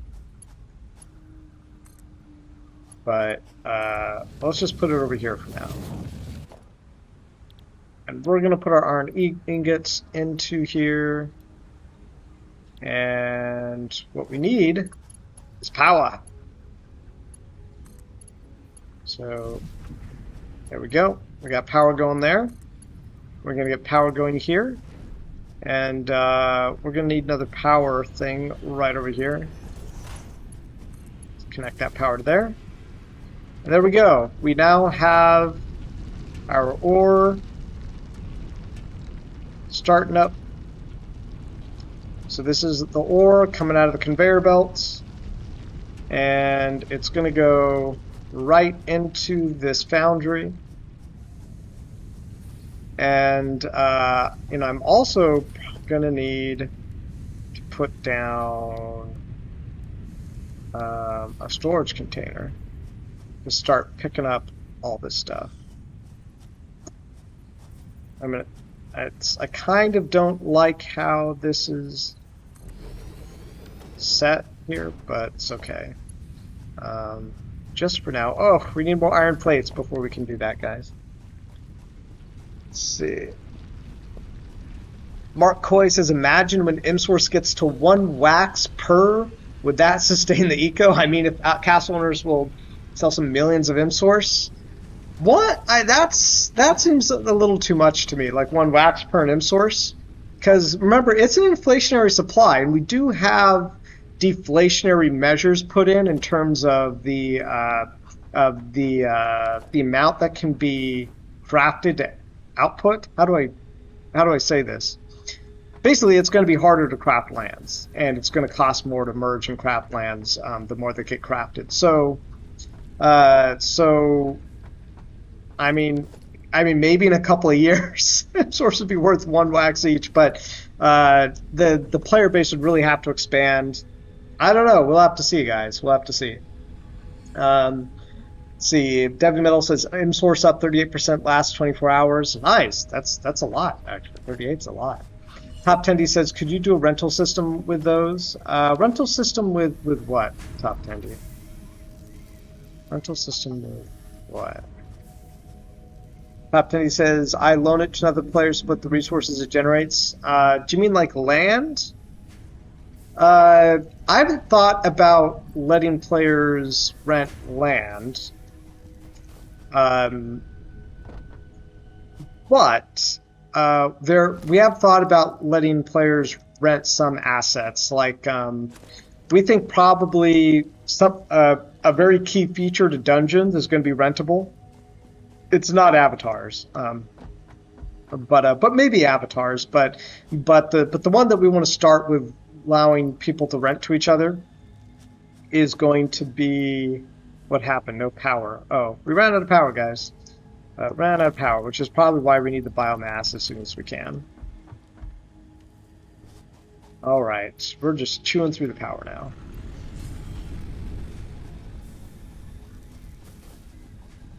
What was I saying? So, yeah, there is something inside of dungeoning that we want you guys to be able to rent first before anything else, and it's just so cool. 100 iron plates. I need 100 iron plates. Okay. So let's stop crafting these because we probably have enough. And let's start crafting iron plates out of here.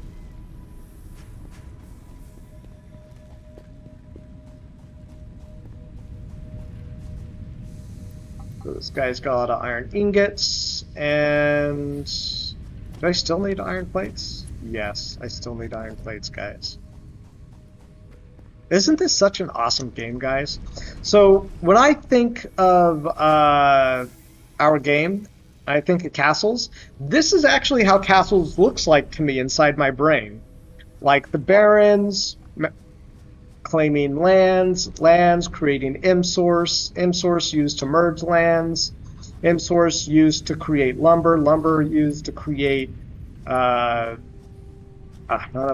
lumber used to create carpenters, and then carpenter find wood used to manually craft lands and wonder bounties. Like, isn't that this game, guys? We're literally just like automating all the. Well, you do have to go and click claim, but for me, I'm like this guy, right? I'm running around with my little thing, and I'm building you guys. You guys are actually my constructors and my miners, and our and your clicking is like the conveyor belts. Master plan revealed. You guys are my castle factory.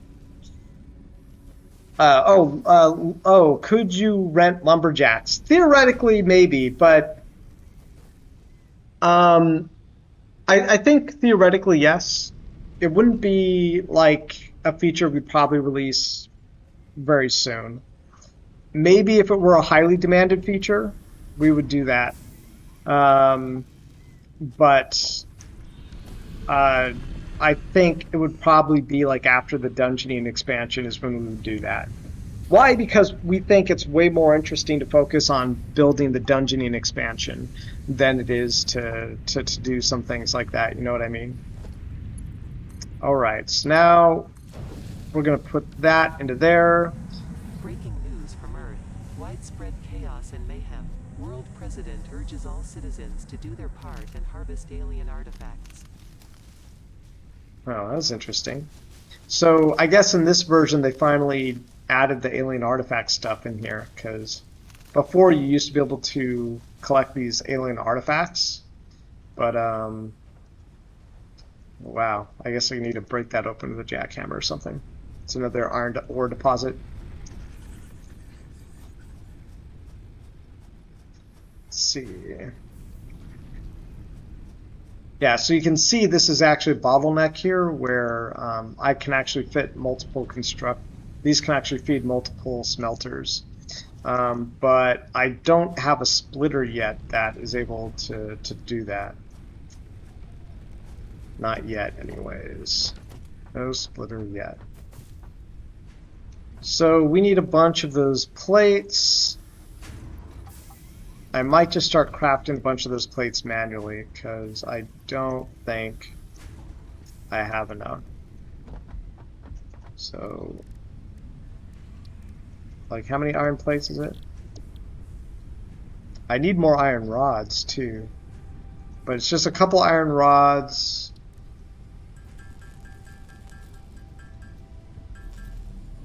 I think there we go, 100, right? And then a bunch of iron plates. So I'm just going to sit here and hold down this button.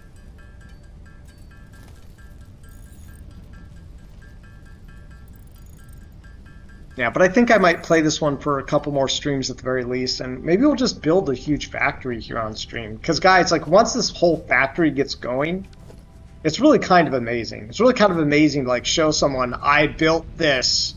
I built this thing that is just building, just like, it's like a giant Tesla factory, right? It's so cool. We're about to run out of ingots over here.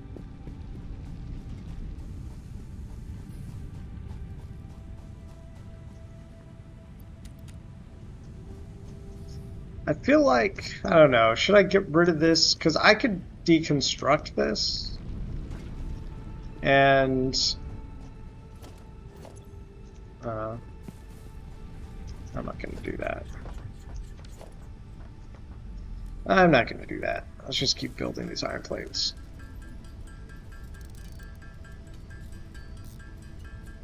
But yeah, I think it'd be cool to kind of build this factory with you guys. There's actually a part of the game I've never really gotten past, which is, I think it's tier 4, I think. There's a part where you get like a bunch of oil, and the oil lets you start crafting things like railroads and trains. And I think there's like a whole portions after the game that I've just never gotten that far, because my brain starts to melt. It's so big. I'm just like the factory's already massive. Like, how much bigger can it get?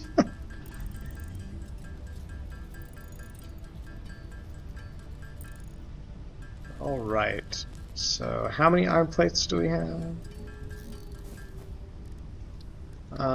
I think we have enough now. Yeah, here we go, guys.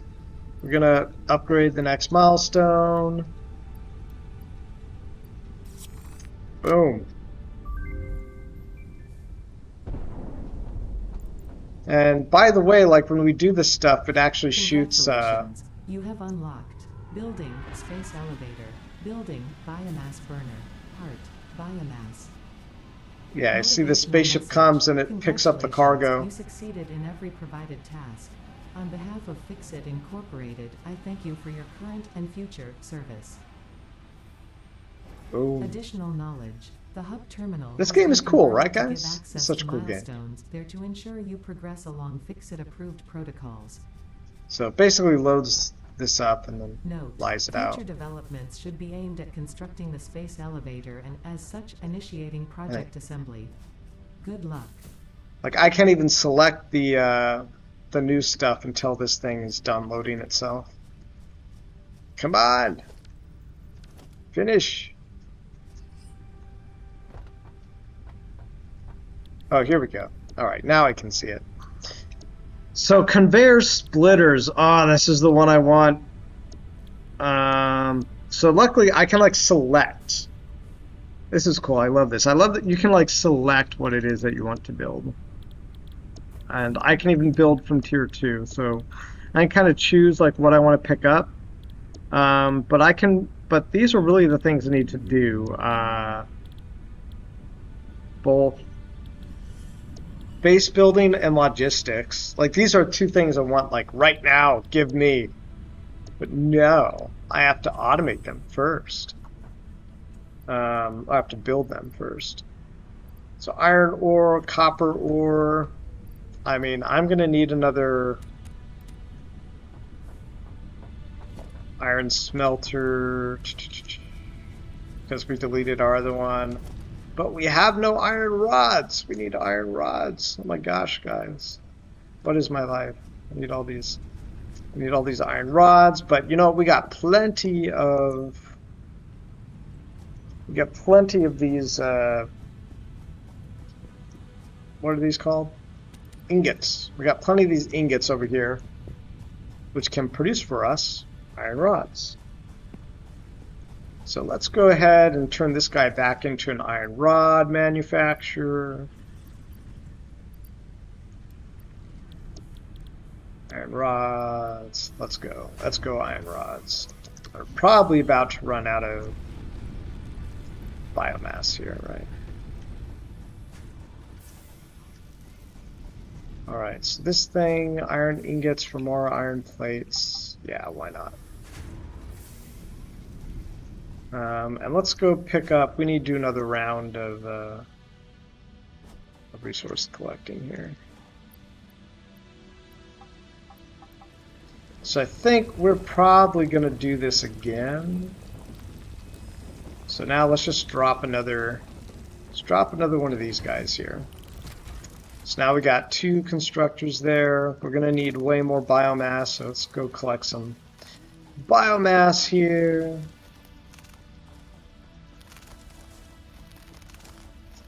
And let's get some more copper ore. And then also drop another copper ore thing. So another one of these. Alright.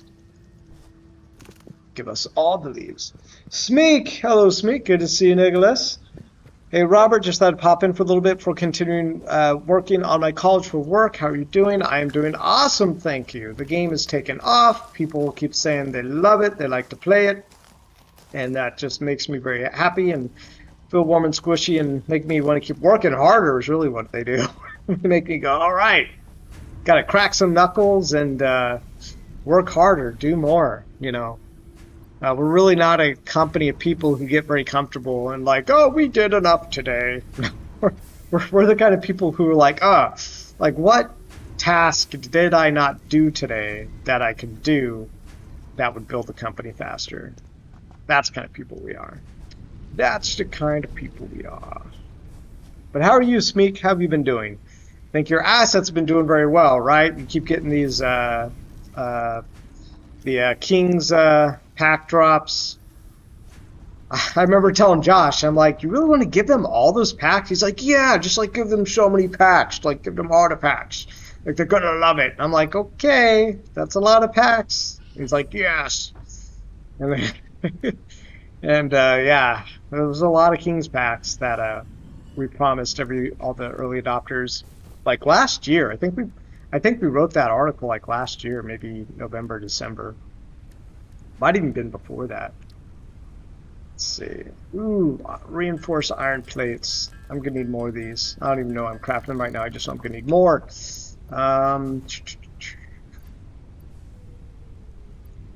So where are we at with base building and logistics? Lookout tower. I don't think I've ever built a lookout tower before. It's interesting. Gonna do a lot of concrete. You know, let's build another constructor. Ooh, good thing I built one of those thingies. So all these constructors are temporary because this is not where I finally want to put their final place. But let's go ahead and start producing some more concrete here. Put in the limestone. See, so iron rods. So these things aren't terribly slow. They're not terribly fast. Gosh, I'm really not producing enough of these iron bars as I want, but that's why we need to get the splitter, because when we get the splitter, I can split this iron ore coming out of here into multiple smelters, and that's going to increase our productivity quite a bit. So which means we got to double check, what does it cost to make splitters? We need a lot more wires, rods, so let's just go ahead and just start smashing iron ore to make more ingots, manually craft some stuff, try to get caught up. See, Smeek says, I've been doing good aside from my college work. The taxes will probably be outrageous since airdrops are considered income regardless if you open the packs or not. Yeah, but you don't have to you don't have to pay this year's taxes until next year. So you just have to plan ahead for next year. And I think you might, I don't want to give, tax advice. I shouldn't until I investigate my own, but I think it might not count unless you exit the money into fiat. I think maybe then it counts. It's a very gray area right now. It probably depends on the country as well. Is this Factorio? No, Smeek. This is it's called Satisfactory. So it's like a 3D version of Factorio. But this is one of my favorite genres. I love this genre. It's pretty awesome. Alright, so what do we need? We need more iron plates. Build the iron plates. Like, how many iron plates do we need to build logistics here? We need 150. So I don't have to build the whole 150 iron plates, right? Because we have... I think if I go back to the other constructor, it's probably got 30 iron plates in it. So maybe that's enough. Maybe that was enough. Let's go check. It ran out of... gosh. It ran out, guys. It ran out of the iron ingots. Alright, so fine. We'll just craft another 30 of these. Smeek says, yeah, he meant for 2022 taxes, not 2021. Good, good. Alright, there we go. I think that is all we need for this. No, we need 20 more. I can't math. Yes, I can. I can math. Alright, here we go.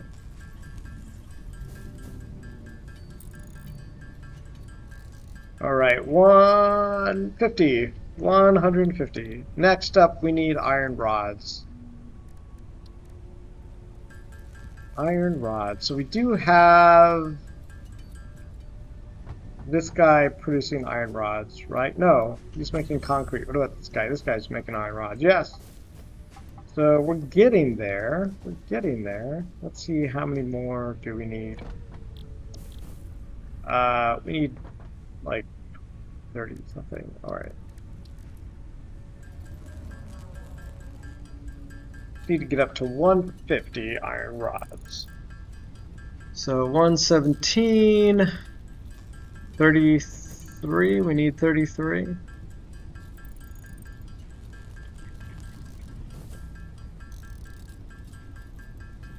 So I think that means we're going to need 33 of these iron ingots. And then we go build these iron rods. Here we go. Once this is done, I think the only thing we need is wires. I think it's wires. Alright, after we upgrade this and we get our foundry splitting stuff, then we are going to switch it up a bit and we're going to play a round or two of Fortnite. Alright, so... Oh, you know, we never built that other smelter that I wanted to do. Alright, copper ingots. And do we have enough power over here? Yeah. Alright. Definitely gonna have to top this up.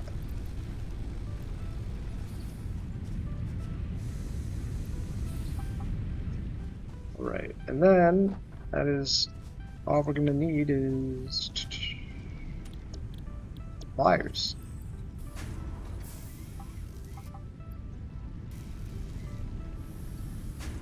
So that's going to produce some wires. We're going to produce some wires over here. And we need at least 300 wires, guys. 300.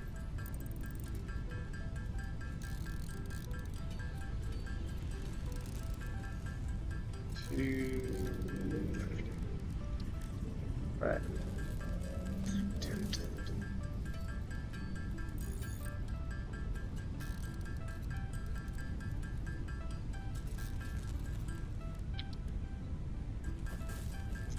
Almost there.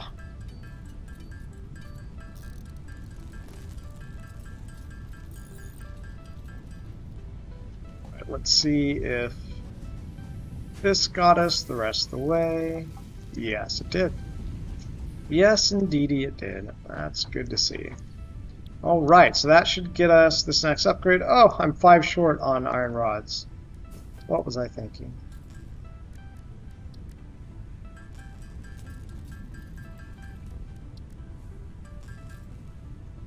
What was I thinking? Alright. There we go. Now we're going to upgrade. We're going to get logistic slots. Let's do it. Boom. Launch. Milestone unlocked. Milestone reached. Conveyor belts can now merge, split, and lift to increase the complexity So now we and can efficiency of your split. factory. We encourage you to consider more verticality What do I need? when it comes to factory logistics to streamline Yeah, that's all I need. short-range That's good. transportation. We're all out of iron rods, so I'm Productivity probably going to display will need help you measure and improve the productivity more of of individual those. buildings to aid with optimization. Are we totally out of... No. Did we eat the last of our iron ingots? That's crazy, guys. We just like ate those right up, huh? Alright, let's just grab all the iron ingots out of here.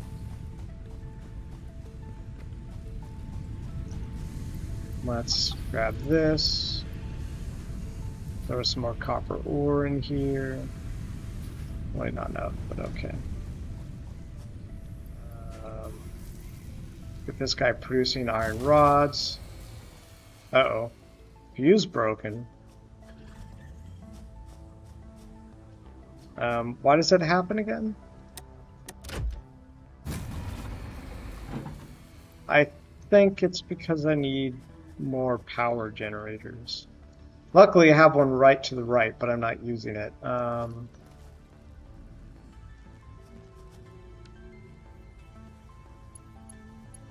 Yeah.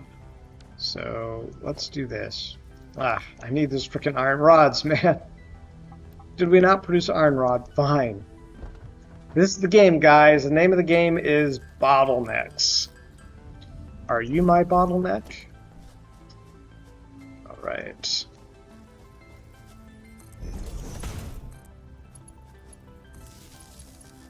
Alright, so we're gonna put that guy here. What's going on with the controls? All right. Okay.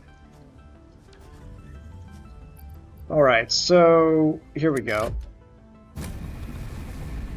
We just needed another generator. Now everything is working perfectly again. All right, and we're also going to want more smelters. Jeez, we almost don't have enough use for that. All right. All right, so let's go put these in here. So we're almost to the point where it's going to be way easier for me to start automating things.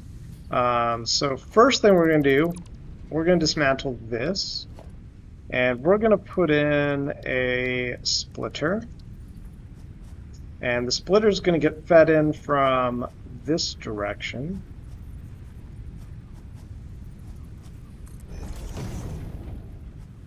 And then this is going to connect into here. And this is also going to have to come out because we're going to merge. So this is going to merge probably over here. And when it merges, dang, it's too close. All right. So merge, we'll merge here. Ta-da, there we go. And so this guy is going to feed into here. And then I'm going to create another smelter. Milestone exchange concluded. Fix-it freighter re-entry complete. And this is all probably still temporary. I do want to build all of this vertically, but I can't build it vertically right now because I don't have the right tools. Let's see. So now what's going to start happening is... Oh, this got destroyed. All right. So now, check this out, guys. Now the splitter, this iron ore is going to split here. And when it splits, it's now going to feed enough to go into both these guys.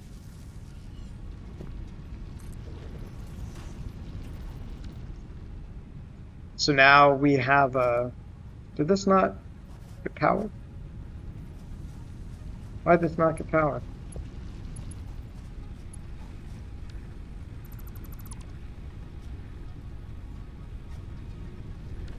What?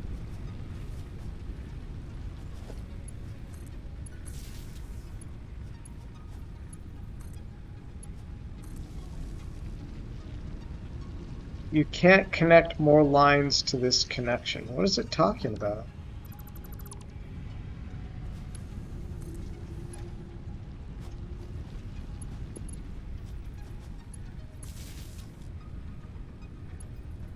I don't understand.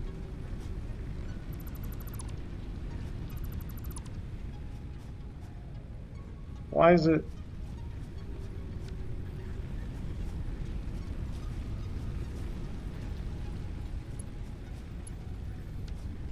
So this guy connects to this guy.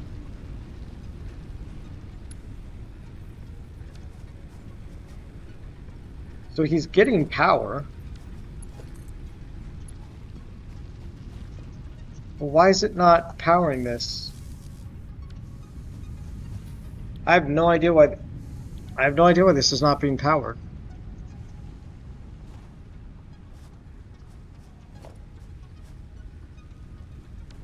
What the hell, guys? Alright. Let's try this again.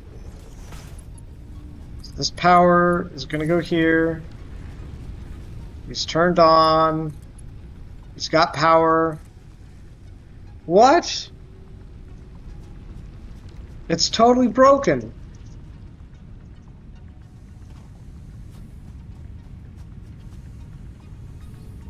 Oh, you know why? I'm such a moron. It's not set up to process anything. This is stupid of me.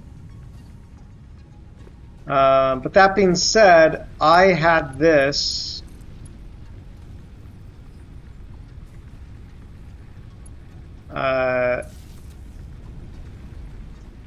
Going somewhere else, didn't I? And now it's turned off.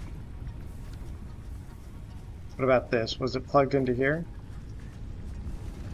Maybe not. Anyways, guys, so now we got this split into here. These two guys are now both producing these iron ingots. And those iron ingots are now going into our storage container right here. And we can climb up storage container. And now it's depositing these iron ingots into this thing.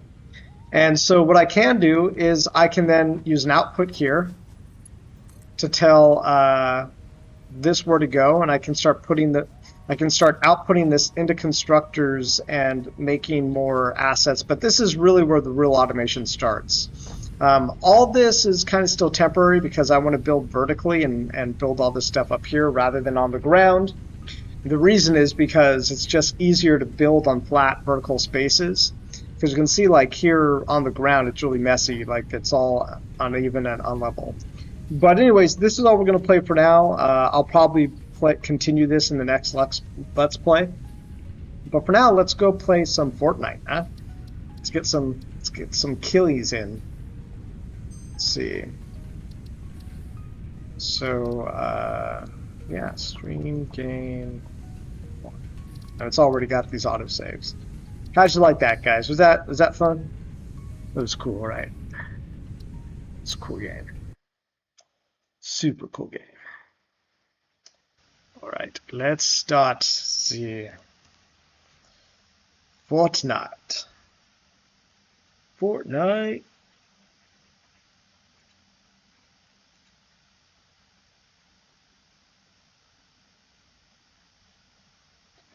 There we go.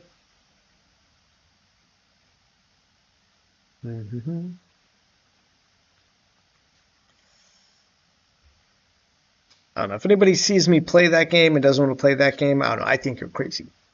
Crazy pants. It's a lot of fun. It's a lot of fun. So, I don't know why, but it's taking a second for Fortnite to load. Oh no. My other laptop is not plugged in. I'll be right back.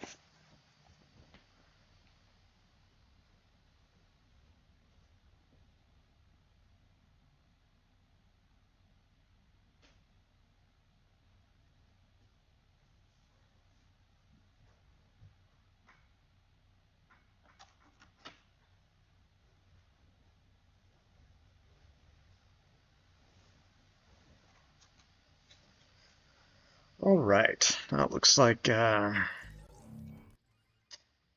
Fortnite is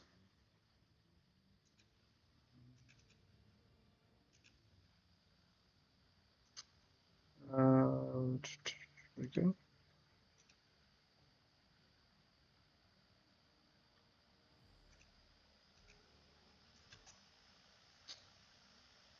There we go. Now it's showing up. Battle Pass. Foundation. Claim. Claim all these things. Is there a new Battle Pass? No, we're still in the same season thing. There's probably stuff I can claim here. I'm just gonna grab a bunch of random stuff because I think I got basically everything I want up until this point on the Battle Pass. It'd be cool to get these V coins. Let's just see if we can level up enough to get those V coins.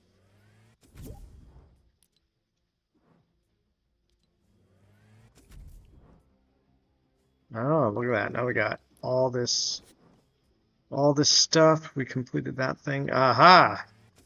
Now we get these V-Bucks. V-Bucks, that's what they call these. Oh, this would be cool to get too. This glider.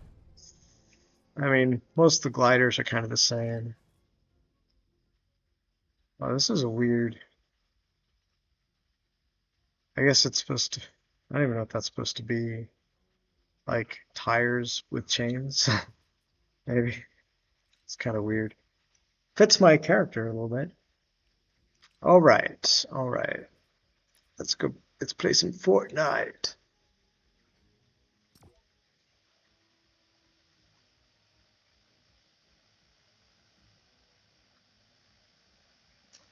Oregon Den Week. Huh.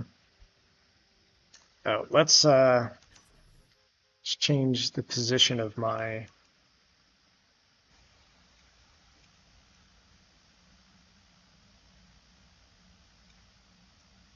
screen as well. I mean, I like me at the bottom right there. I don't know if it bothers anybody, but that's like the one place where you're least likely to see an enemy.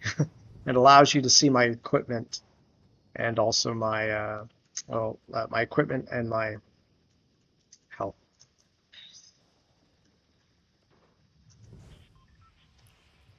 Let's see, do we have any more season quests? Plant explosives near giant jewels.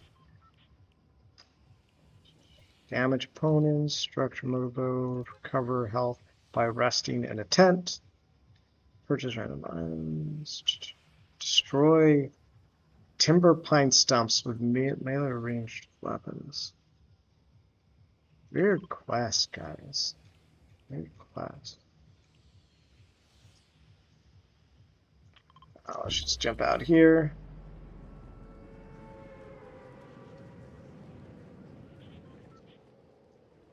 You know, I've never been to this place with all of the wind turbines.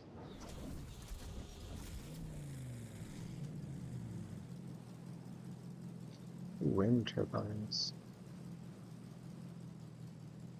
Ah, I'm too low. Too low. There we go. Boom.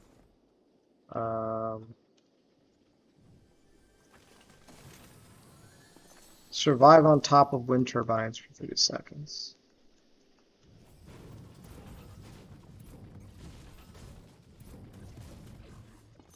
Look at all the gold here. This is nice. Nice gold.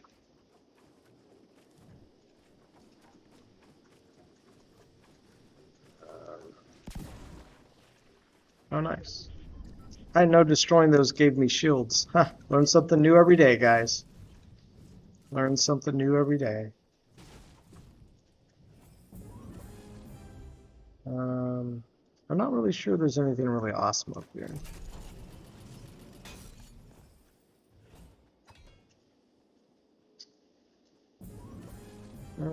Not really.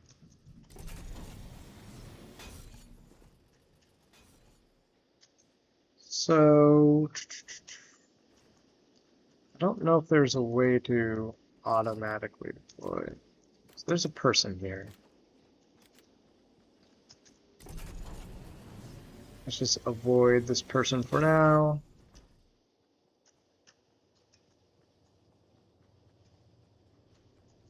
Oh, great, they were already here. These bastards.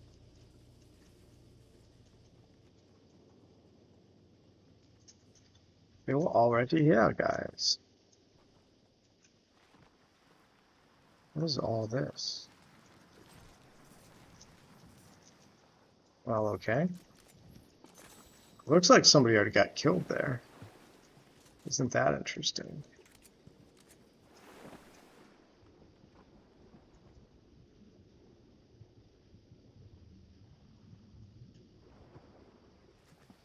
I don't know where that person is now.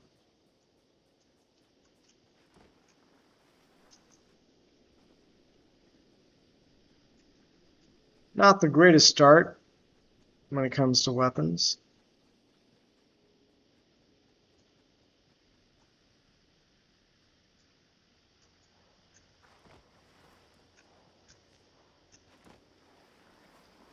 Pick up some more shields over here.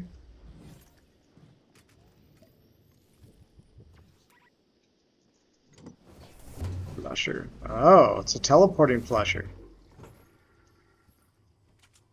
So, there's chest here.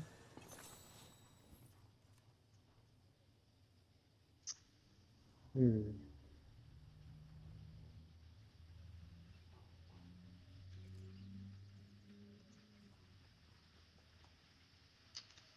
I want to go get those shields down there? I do. Down there safely, though. Oh, I can just jump on this. Boom!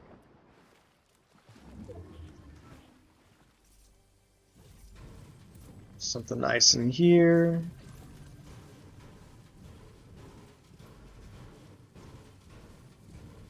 Hit weak points while harvesting.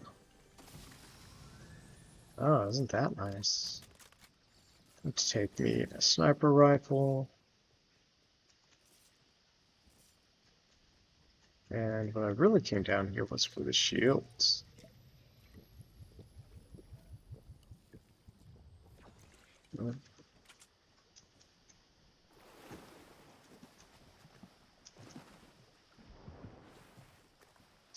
Oh, I've not been paying attention to the circle. Oh my gosh. Yeah, we better start making our way for the circle now. Anybody watching the stream watch a TV show called Raised by Wolves? Such a weird show. I didn't think I would like it, but it's kind of grown on me. Oh, look at this. 2 chests right next to each other.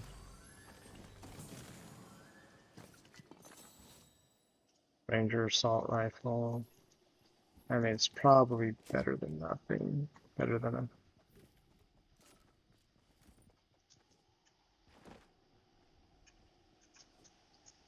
And then I think Star Trek Discovery season finale tonight. I think it's season finale. Probably watch those shows back to back tonight. Be how I end my evening.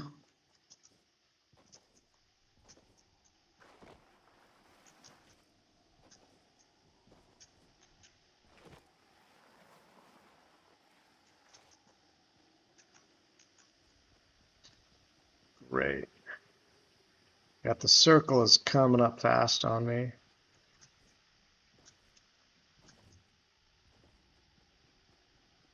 No cars anywhere, no.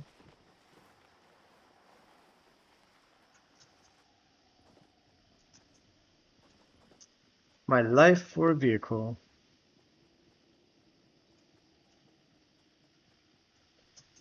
Kristen says, when do you have time to watch TV? Oh, that's right, you don't sleep. Yeah, it's true. I don't even keep track of my sleep times these days. It's like, I kind of don't care as long as I'm being productive. And I feel pretty good about where we are with the productivity of the company right now. Like, come on. And, you know, Victor is a all-star, so it helps a lot. He's able to accomplish a lot in a small amount of time.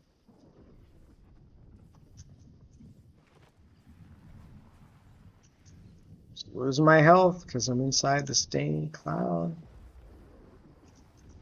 In the stained cloud.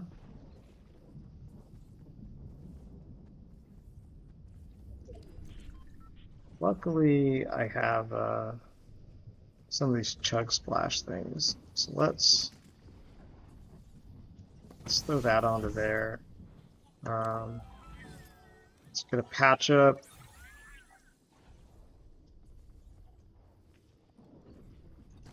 Let's grab this stuff.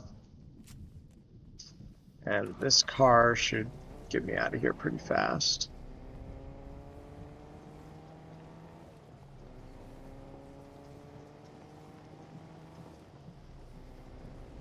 Oh yeah, we weren't very far from the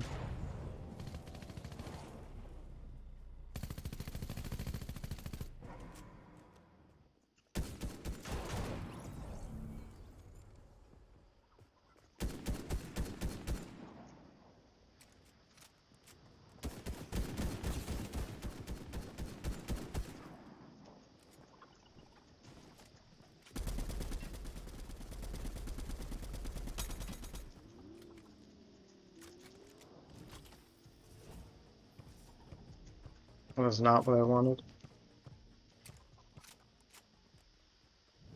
Should have just kept chasing him.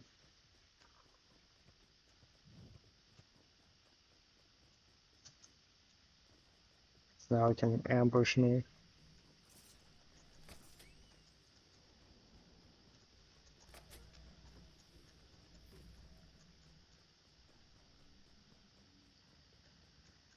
Oh wow.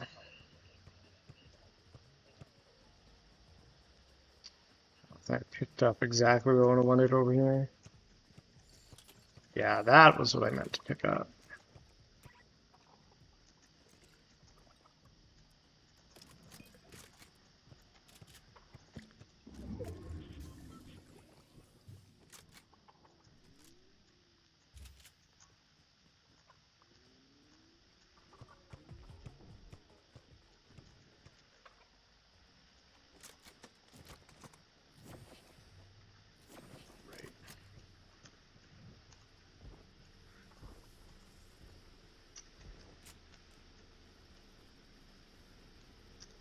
Right, let's get in the fast car.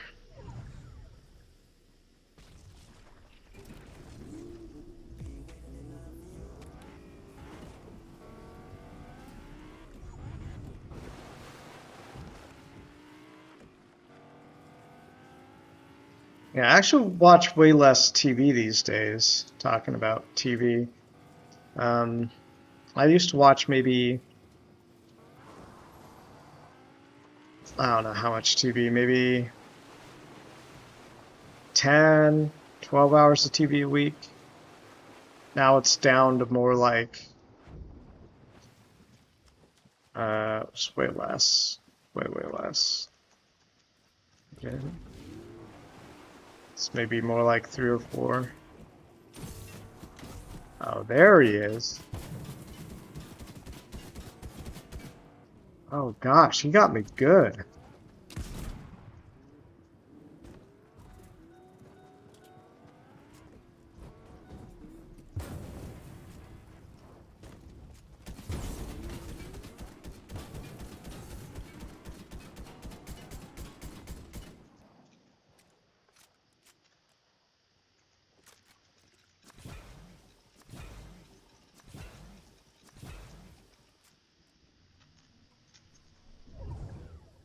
Oh, come on, man. Really?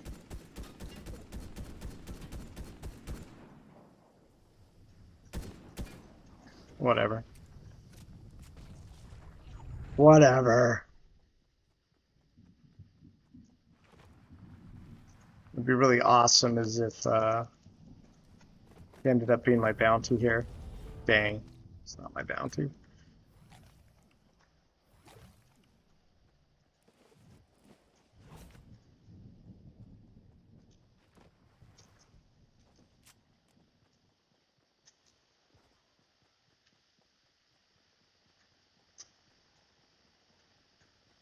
All right. 11 players left, guys.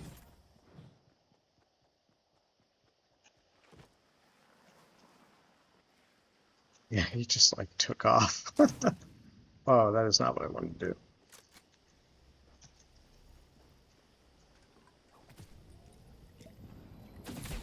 Oh, come on.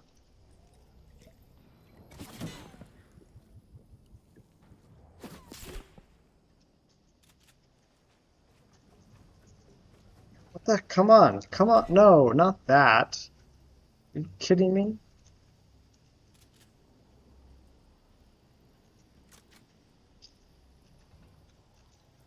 Getting all frustrated with the game, guys. Getting all frustrated.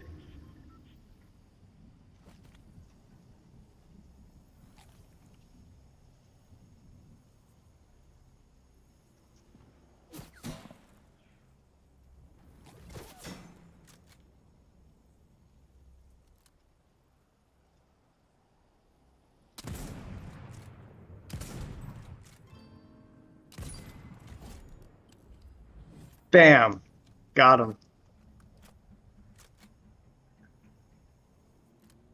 How do you even get up there? I didn't even see the, Oh, look at this. Uh,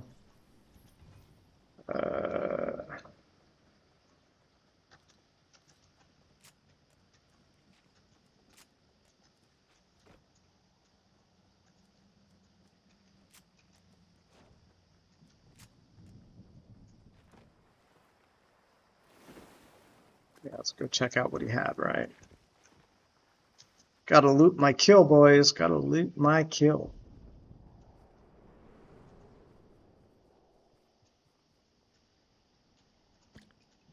That's funny. He had cousin juice.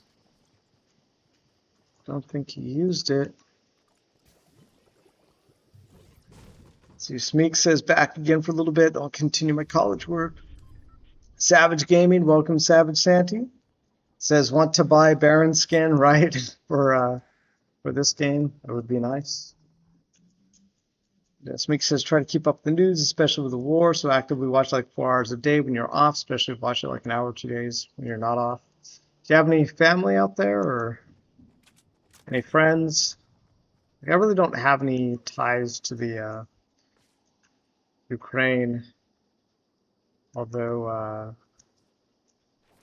yeah, I don't like that Putin's over there, and I just hear all these stories about war crimes and mass graves and pretty awful stuff.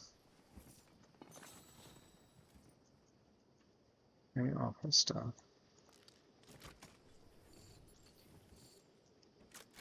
John, I feel very fortunate to have a entertainment company. You know, as part of our goal is to help people forget their troubles, you know.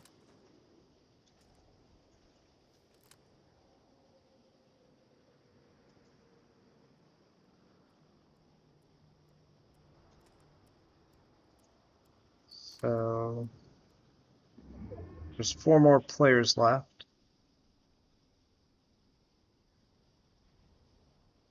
How many of them are watching the supply drop like I am, you think?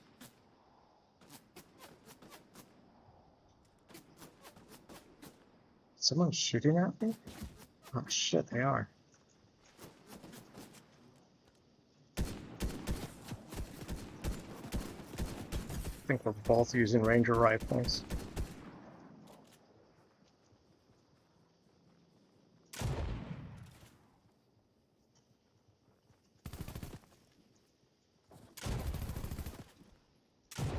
Oh, come on. That totally should hit her. But I had like a shot dead on right there. Weird it didn't get her. So that's 3 players left.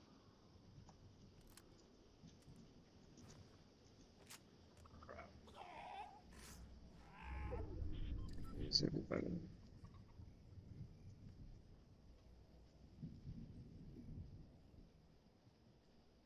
Guess,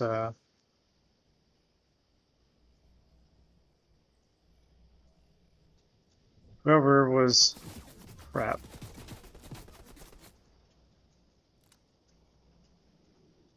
Shit. Snooze too close. MK7 assault rifle. At that range, yeah, I don't think I could have beat. Don't think I could have beat her that range with the weapon I had. Would have been hard. That's weapon's just too good mid-range. Legendary MK7. I think we'll do one more game, guys. One more game. Well, way more people joined once I started playing Fortnite. Let's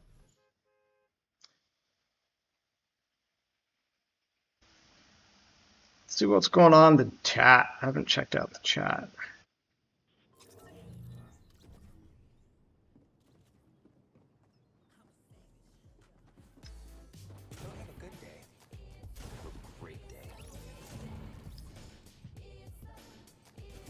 Don't have a good day. Have a great day.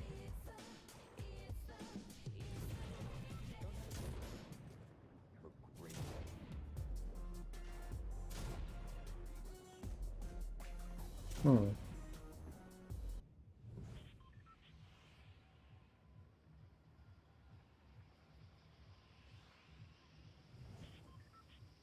Interesting.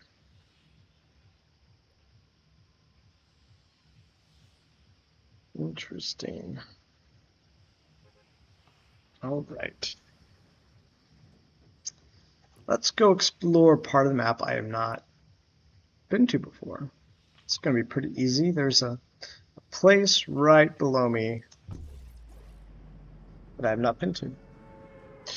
Savage says, if you were a normal player of Castles NFT, which lands would you buy if you only had $900? If you only had $900, well, it's not enough for a castle or baron, right? So, I mean, I would just, you just have to do the math. I don't know what everything's selling for right now. It's really all about price. You have to do the math and figure out what the best value is. Because if you know that 180 farms will get you a castle, then if you can somehow get 180 farms, I mean, on average, it'll get you, with the merge bonuses, on average, 180 farms will get you a castle. So if you can get that, and they can work your way up. But there's also the lumberjacks are coming. So, I mean, if you only had $900, I'd probably do a mix of, and if you are not in the game already, I would do a mix of getting some lands and then getting a bunch of M-Source for getting lumberjacks. That is probably what I would do right now. So, you know, get enough lands to hopefully get you up to like being able to recharge one lumberjack a week. And if you can't, well, then just probably get as many lumberjacks as you can and then sell the lumber on secondary market later when people are trying to build the wonder bounties and stuff. And then try to use that to work your way into the game. But, you know, I think everybody's strategies are going to be different at different times. And the reason that is because of price, you know. And sometimes you just need to get into the game. Because the more time that goes on... Yeah, I'm not even using my best weapon right now. The more time that goes on, the less opportunity you can lose. Now, that's not financial advice. I'm not saying, you know, the best assets to buy are right now, but... Oh, gosh. Oh, come on. Sheesh. What the...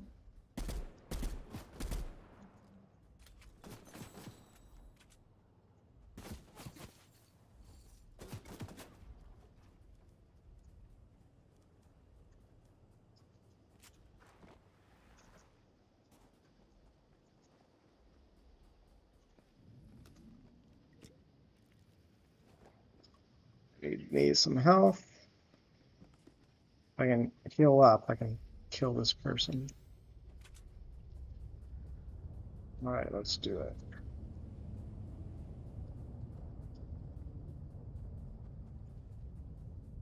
Where'd she go, guys?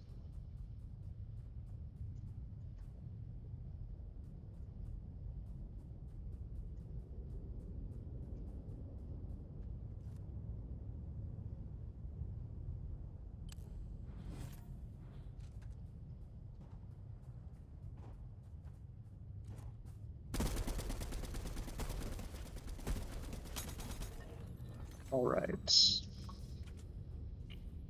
Not bad. Got a couple of kills here.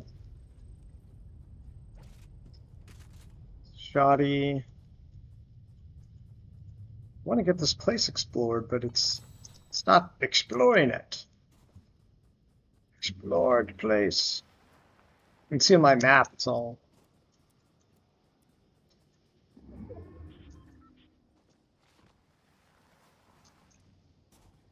Yeah, but at this stage of the Castles NFT game, you're kind of in the position where you want to be trying to get as much M-Source and Barons as you can.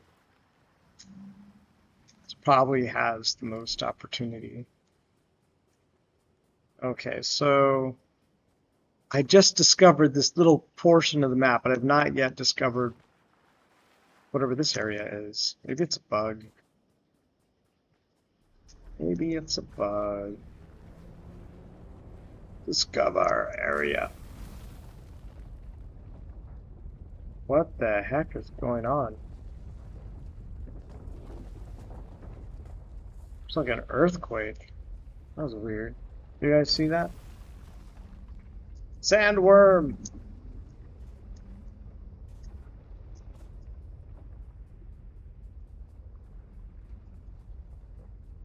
There's like a underground mines or something.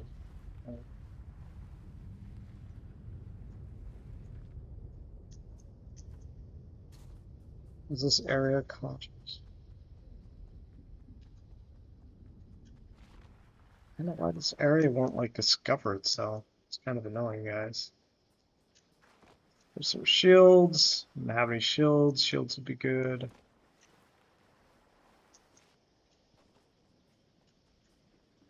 Oh, it's not shields.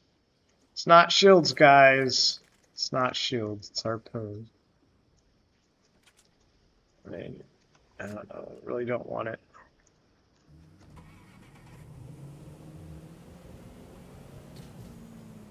Alright.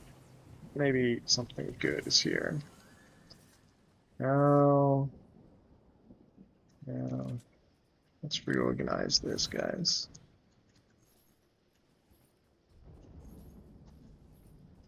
Reorganize this.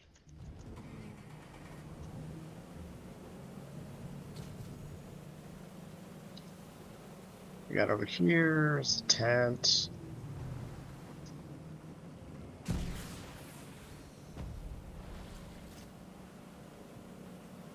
I don't know. Oh, that's really interesting.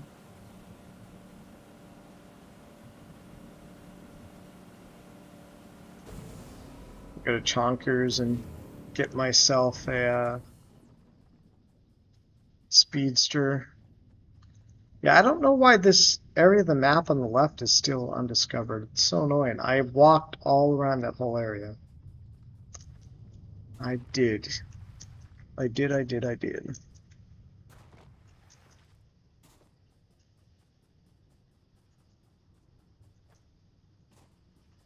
Looks like nobody was around here. So all kinds of cool little loot for me to pick up. Always nice to find an area where nobody's been before.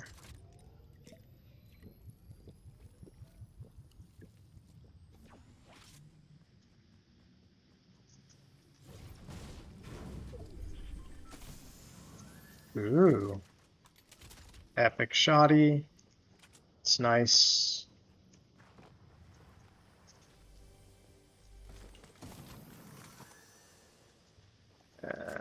Let's pick that up.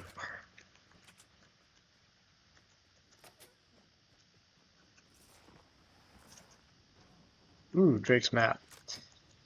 This is awesome. This way. So it gives me guaranteed legendary loot. Great. Nothing really good there. Alright, Drake's map. Gosh, probably getting one of those speedster cars, but too late now. Too late now. Hopefully this Drake's treasure is not too far away. Yeah, it looks pretty far away. That's really too bad. Should have gotten in my car. Oh well, guys. As long as nobody beats me to the treasure, that's all I care about. Hope this guy didn't see that I was holding a map, because that would be really annoying. Then he would definitely try to go kill me.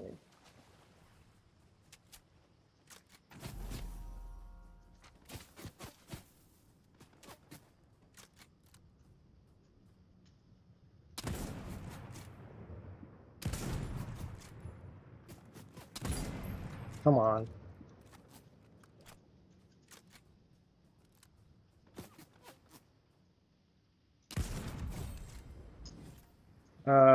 Oh, she had a nice sniper rifle. She wasn't even using it.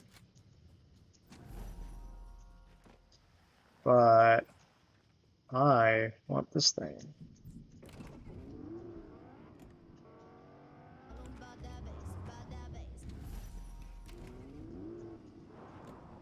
You've got to be kidding me. So, okay, let's go down here. We'll go back for that chick sniper rifle, but first, let's see if we don't get anything better here.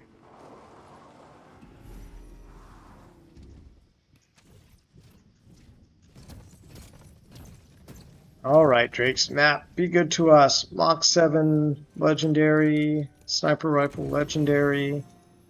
Oh gosh. They kill me, Smalls. They kill me. Machine pistol, ranger. Honestly, not my first picks, guys. Not my first picks. Alright, let's go back and see if we can get that epic sniper rifle. Crypto Marco says, question for you. So if you get a castle, it will generate barons? No. No, castles create royal seals. And a whole lot of M-Source as well. Oh, it's just a rare sniper rifle.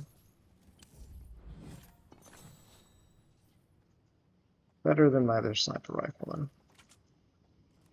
And barons produce lands.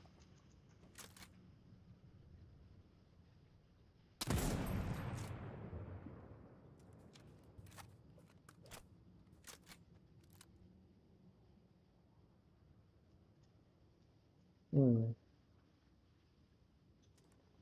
only 9 people left.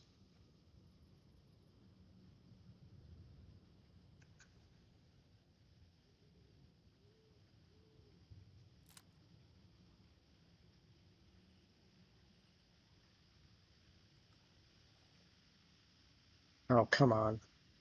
They're going to stop dead in their tracks right where I can't see them.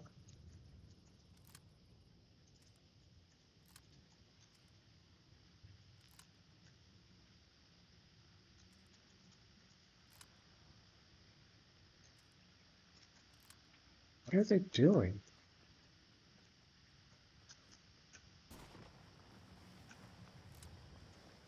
Oh.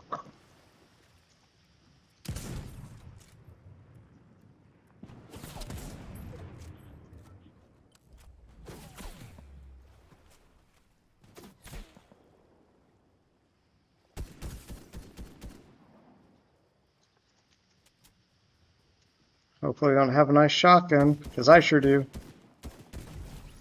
Whew.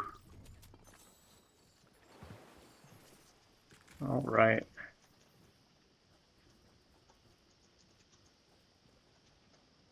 It's kind of weird. It's like I guess she saw I was there. Because, yeah, you can see around this. Kept thinking she couldn't see me, but she could.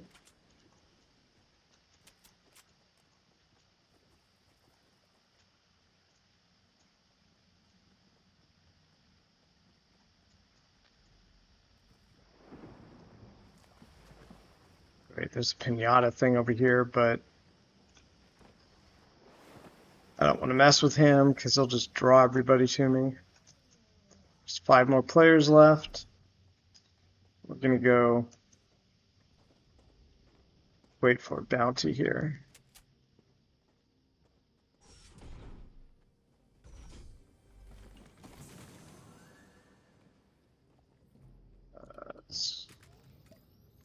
Some shields. Let's get some pizza. I don't know, you guys think we'll win this one? If we win this one, we'll play another round.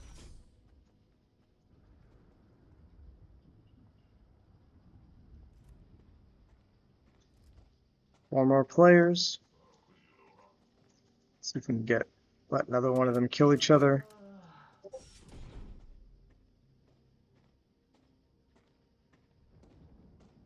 Wonder what that is.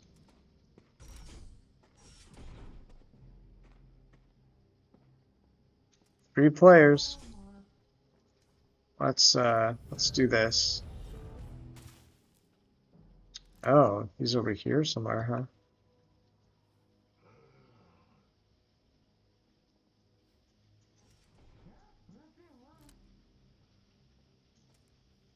Let's go do it, guys.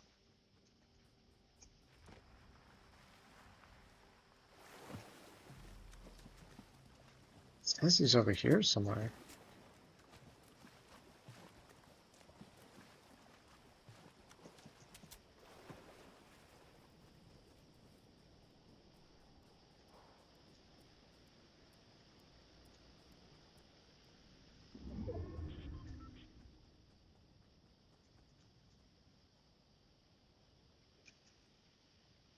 I don't know. I think it's lying to me because I don't see him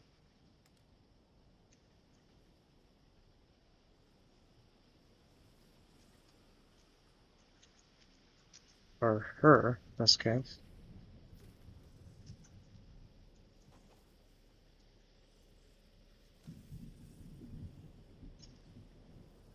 Heather Drake's map over here.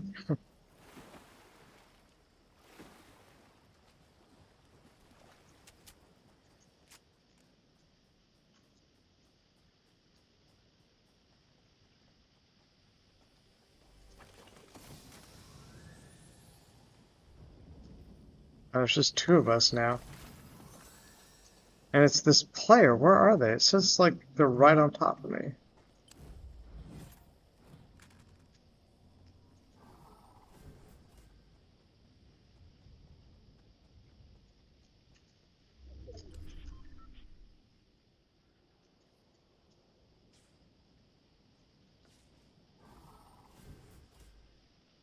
Hear them.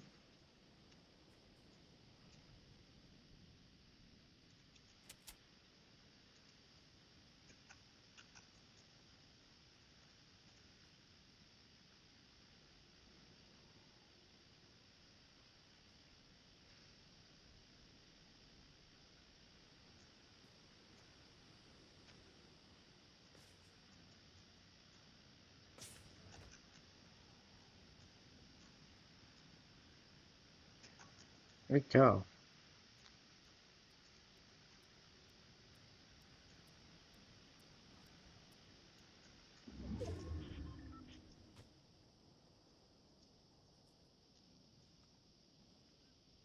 We're just web slinging.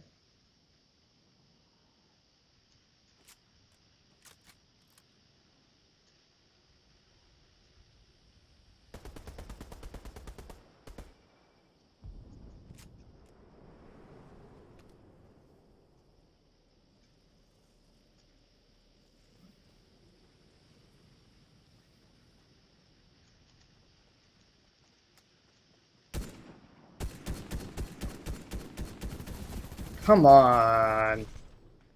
All right, whatever. Killed with the machine pistol? Probably that machine pistol I didn't pick up.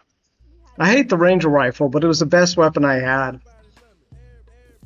Ah, gosh, guys. All right, that's it for me. This is fun time. Thank you for joining me. Really great times playing games with you guys.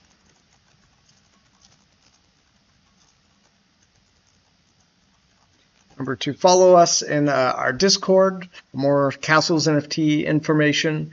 And next Let's Play will be next Tuesday. And yeah, thank you. Like and subscribe, and I will catch you guys in the next video.